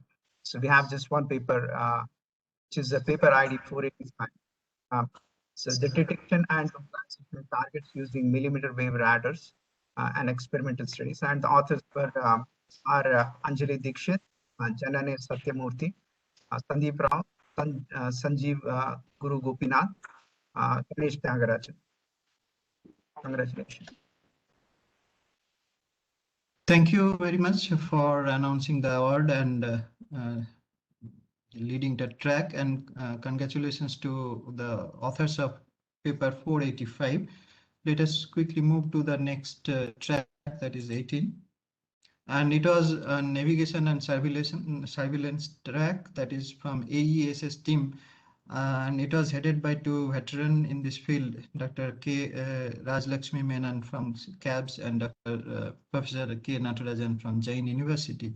And I must compliment them that the way they organized the track today with highest number of participations, that is around peaking around 35 also. And that is the thing that we look forward to for other tracks also to emulate in the next edition if it becomes virtual again. So over to you, sir. Lakshmi Madam will not be able to present, she told. Over to you, sir, for presenting the best paper. I was not able to find Natarajan sir as well. Then on sir's behalf, I will announce that the best paper of the track is 322. And the title of the paper is Nonlinear Frequency Modulated Waveform Optimization for a Cooperative Radar Communication Systems. The authors are Ashok Chakraborty Mahipathy from NIT Karnataka, Srinath Ganneri from NIT Karnataka, Pati Srihari, NIT Karnataka, and John D'Souza, NIT Karnataka, and Paramananda Jena from LRD. So congratulations to the authors of paper ID 322. So let us move to track number 19. And this is on power and industrial electronics. And this was led by two young professors from IISc, Brishnu Madhavan Nair and Kaushik Basu. I'll hand over the podium to you for announcing the best paper. So the best paper in this track 19 is paper ID 432, title Condition Assessment of High Voltage Insulator Using Convolutional Neural Network. And the authors are Satyajit Panihi from NIT Rourkela, Subrata Karma from NIT Rourkela, and Rakesh Sahu from NIT Rourkela. So thank you very much, and congratulations to the winner of authors of the paper 432. And let us move to paper 22. And this is a very this current topic and burning topic on healthcare and clinical. This one, I forgot the complete name. And Dr. Natarajan Sriram led this track, and he received BE degree from in ECE and MTech degree with distinction from biomedical engineering and PhD degree in area of biomedical signal processing by Malaysian University. He is currently working as a professor in the Department of Medical Electronics at RIT Bangalore. He is also serving as the HOD in the R&D activities at MSRIT. Dr. Sriram is the author or co-authored about 180 articles published in journals and conferences. His current research interest includes biomedical signal processing, cognitive neuroscience, data mining, neural networks. He is also serving as the editor-in-chief of International Journal on Biomedical and Clinical Engineering. Dr. Sriram is a senior member of IEEE, life member of Telemedicine Society of India, and member of Medical Computer Society of India. He served as chairman of IEEE EMBS chapter Bangalore section, and he is serving as technical committee members MSIPS, Ministry of Information Technology and Communication of Government of India, and technical committee member of Indo-Israel Cooperation Project. Over to you, sir, for announcing the best paper of your track. Sir, we don't have Dr. Sriram either. So on behalf of Dr. Sriram, I'll announce that there are 2 papers in this track in academic category. Paper ID is 545. Title is Deep Learning Based Detection of Diabetic Retinography from Inexpensive fundus Imaging Techniques. And authors are Tanmay H, Mukesh BR, Veena Shamya Kamath from NIT Surathkal. And from the industry category, paper ID is 482. The title is Leveraging Towards Privacy Leveraging Towards Privacy Preserving using, here it is got, federated machine learning and healthcare system. Because I am not in this field, you can make out that I am not able to read it properly. So I am extremely sorry, the authors, kindly excuse me. So authors are Neil Jaydeep Gandhi and Shakti Mishra, Santosh Kumar Bharti, and Kushal Bhagwat. So congratulations to the authors of both papers, that is 545 and 482. So let us move to the track 21, and it was also headed by 2 persons. First one is Dr. Jayesh Barbe, he is the Principal Engineer in GE Global Research, Bangalore. He's having PhD and MTech from IIT Bombay and B from Gujarat University. Jayesh has 30 plus years of experience in industry and academia. Dr. Barbe has published 15 plus global patent and 50 plus research paper and 20 plus international and industry technical white papers or reports for TCS and GE. His R&D contributions have so far resulted in 10 next-gen industrial products, and that is very important. During industrial R&D experience, he has conceptualized, contributed and led several large global level industrial R&D projects across domains like thermal power, renewable, distributed power generation, microgrids, oil and gas applications, water process industry, cement, discrete manufacturing, etc. He is a senior member of IEEE and is active as editor, reviewer, organizer in several conferences and journal. And he has received many awards from his office from Honeywell. So those are, he also received ISA D14 level excellence and leadership award in 2015 and ISA global level excellence in technical innovation award endowed by Honeywell in 2019. There is another chair for this track, is Shankar Nalini, currently working as associate professor at NIT National Institute of Engineering, Mysuru, Karnataka, India. He is in the Department of Electronics and Electronics Engineering, Electrical and Electronics Engineering. He received his PhD from NIT Calicut in the year 2018. His publication includes 20 papers in both international and national journal and conferences, and published 3 book chapters in the areas that includes process dynamics, controls, biomedical instrumentation, controls and instrumentation, fuel and fuel cell technology. Over to you, sir, for announcing the best paper of your track.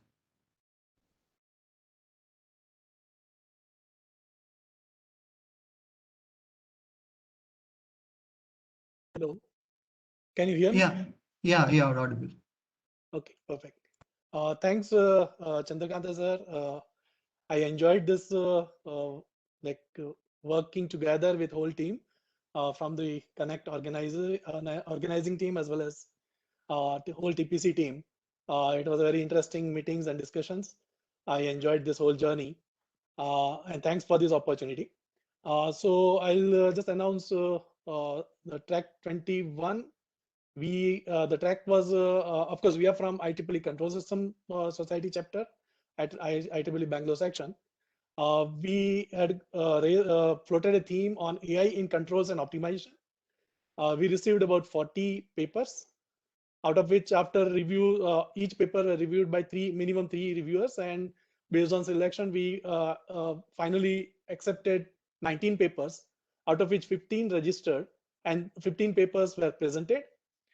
Based on the review as well as our own detailed lookout, we identified 2 papers, one from academia and one from industry, for best paper award. The best paper from academic section, paper ID 581. Title is Designing of PSO, Particle Swarm Optimization, Tuned PID Controller for Ball Balancer Arrangement and Comparative Analysis with Classical PID and Fuzzy Logic Controller.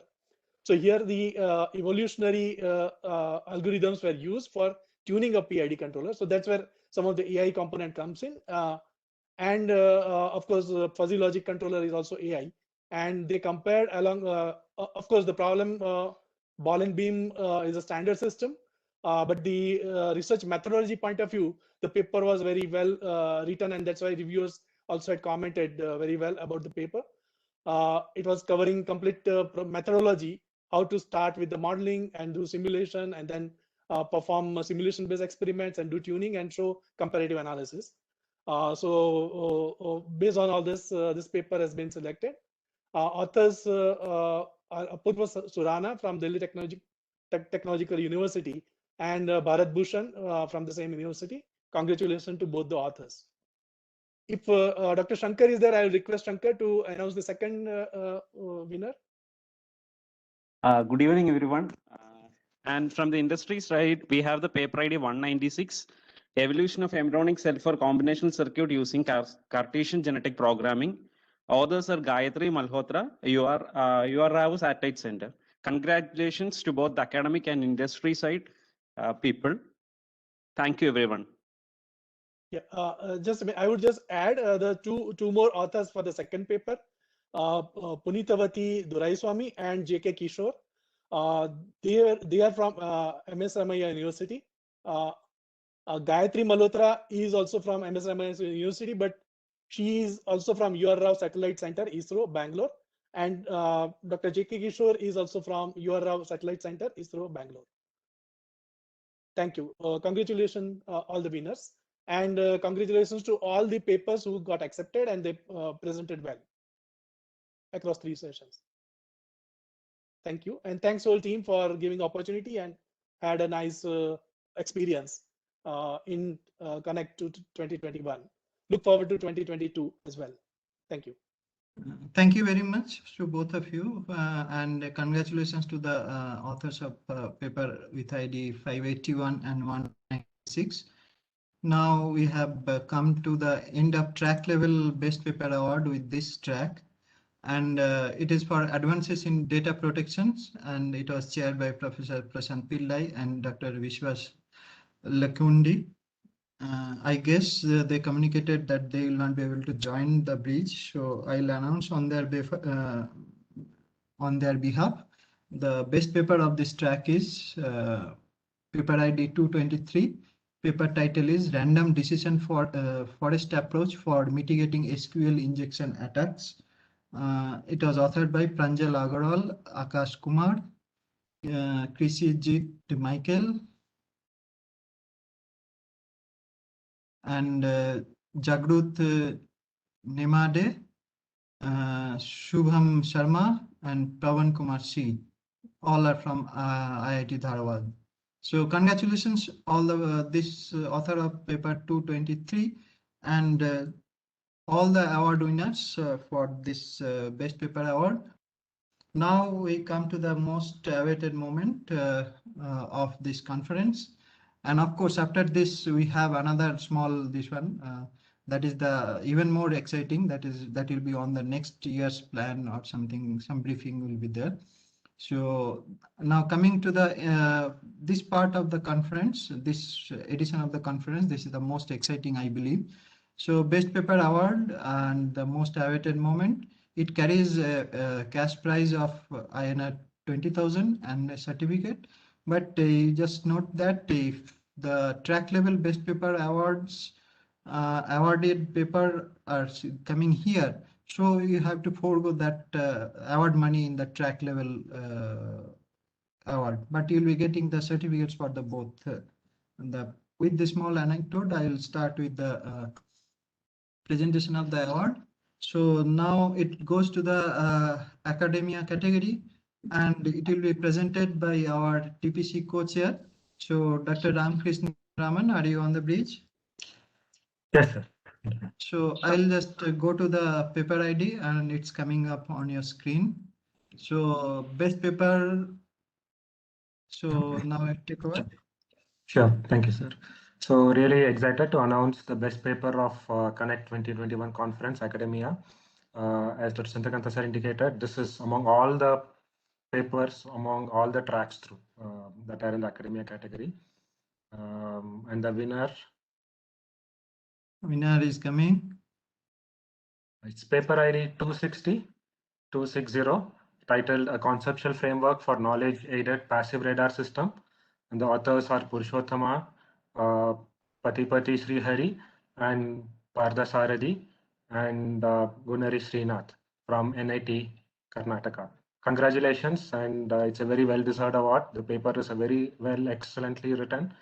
Congratulations to the authors. So many congratulations to this academic category paper. And so this is a great achievement for the authors to win this award from this conference. So without wasting much of time, now we'll go to the other category. So it is now industry category awards, and it will be presented by our TPC chair. As you must have heard from many of us about Dr. Mulidhara. So he's the veteran in this particular conference. He's holding the conference together for many years. So I'll request him to present the industry award.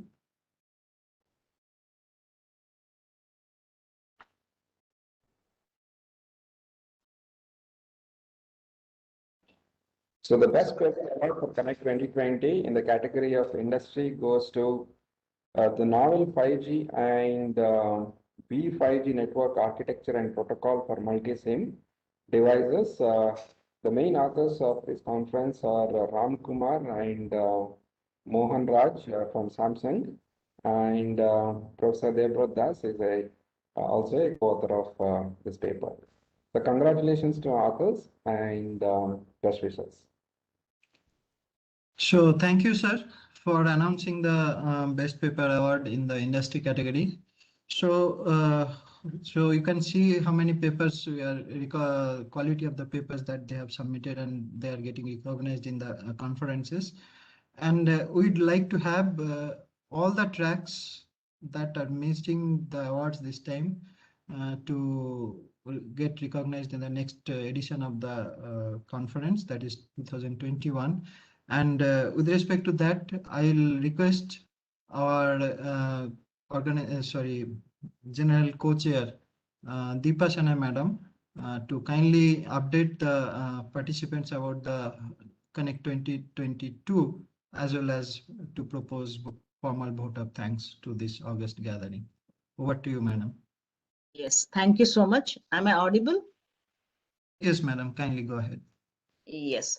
I'll first propose the vote of thanks, then give the update on CONECCT 2022. I'll go in that order. I feel that is better. At the end, I'll announce the update on CONECCT 2022. Is it okay? Madam, in the meantime, before closing, kindly we'll have a photo session. So okay. Kindly that time you announce it such that everybody switch on their video and we'll have a photo. Okay. Yes, certainly. I missed that one in between somewhere. Okay, no problem. Okay. Good evening, everyone.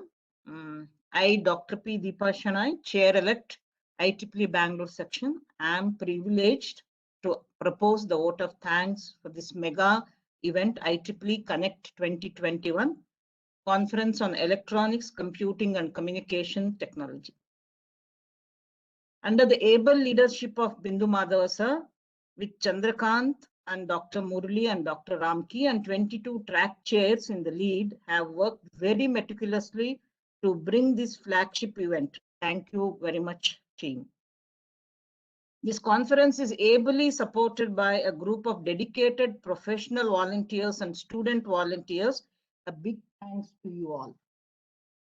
IEEE Bangalore section is grateful to all the keynote, plenary, invited, tutorial, and panel discussion speakers. We had a very informative and rewarding sessions. Thank you so much. Thank you, eminent session chairs, for your precious time in conducting the sessions. Many thanks to reviewers for submitting the reviews on time. Let me thank all the authors for submitting their original work, and congratulations to all the award winners. Keep the spirit of research going. Let us make research the way of life so that it changes the way we live. Huge thanks to our sponsors, Huawei, our annual sponsors, Radisys, Platinum sponsors, and Qualcomm, Gold sponsors. Kindly extend your support in future also.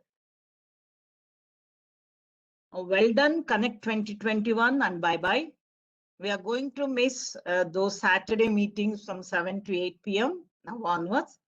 Welcome, Connect 2022. Hope to connect this conference again in second week of July 2022, probably 8th to 10th July 2022 in physical mode. This is the update I wanted to give on Connect 2022. I welcome all the authors to submit their valuable contributions, and let us make this event successful.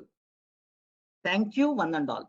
And let us kindly switch on the videos, or switch on the camera so that we can take the group photo.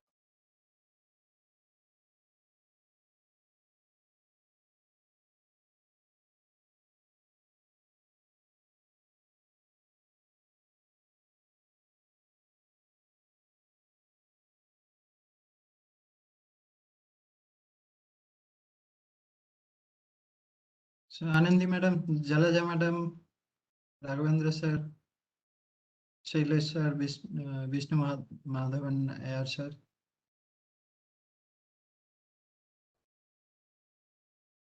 Sir, I'm not feeling well, sir. You can go ahead. Okay.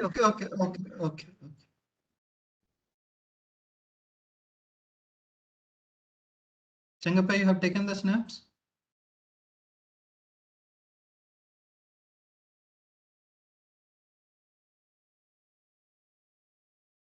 He's taking, but on mute. Yeah, sorry. Okay. We are done, sir. So thank you all from my side, and thank you, Professor Das, for being with us for such a long time.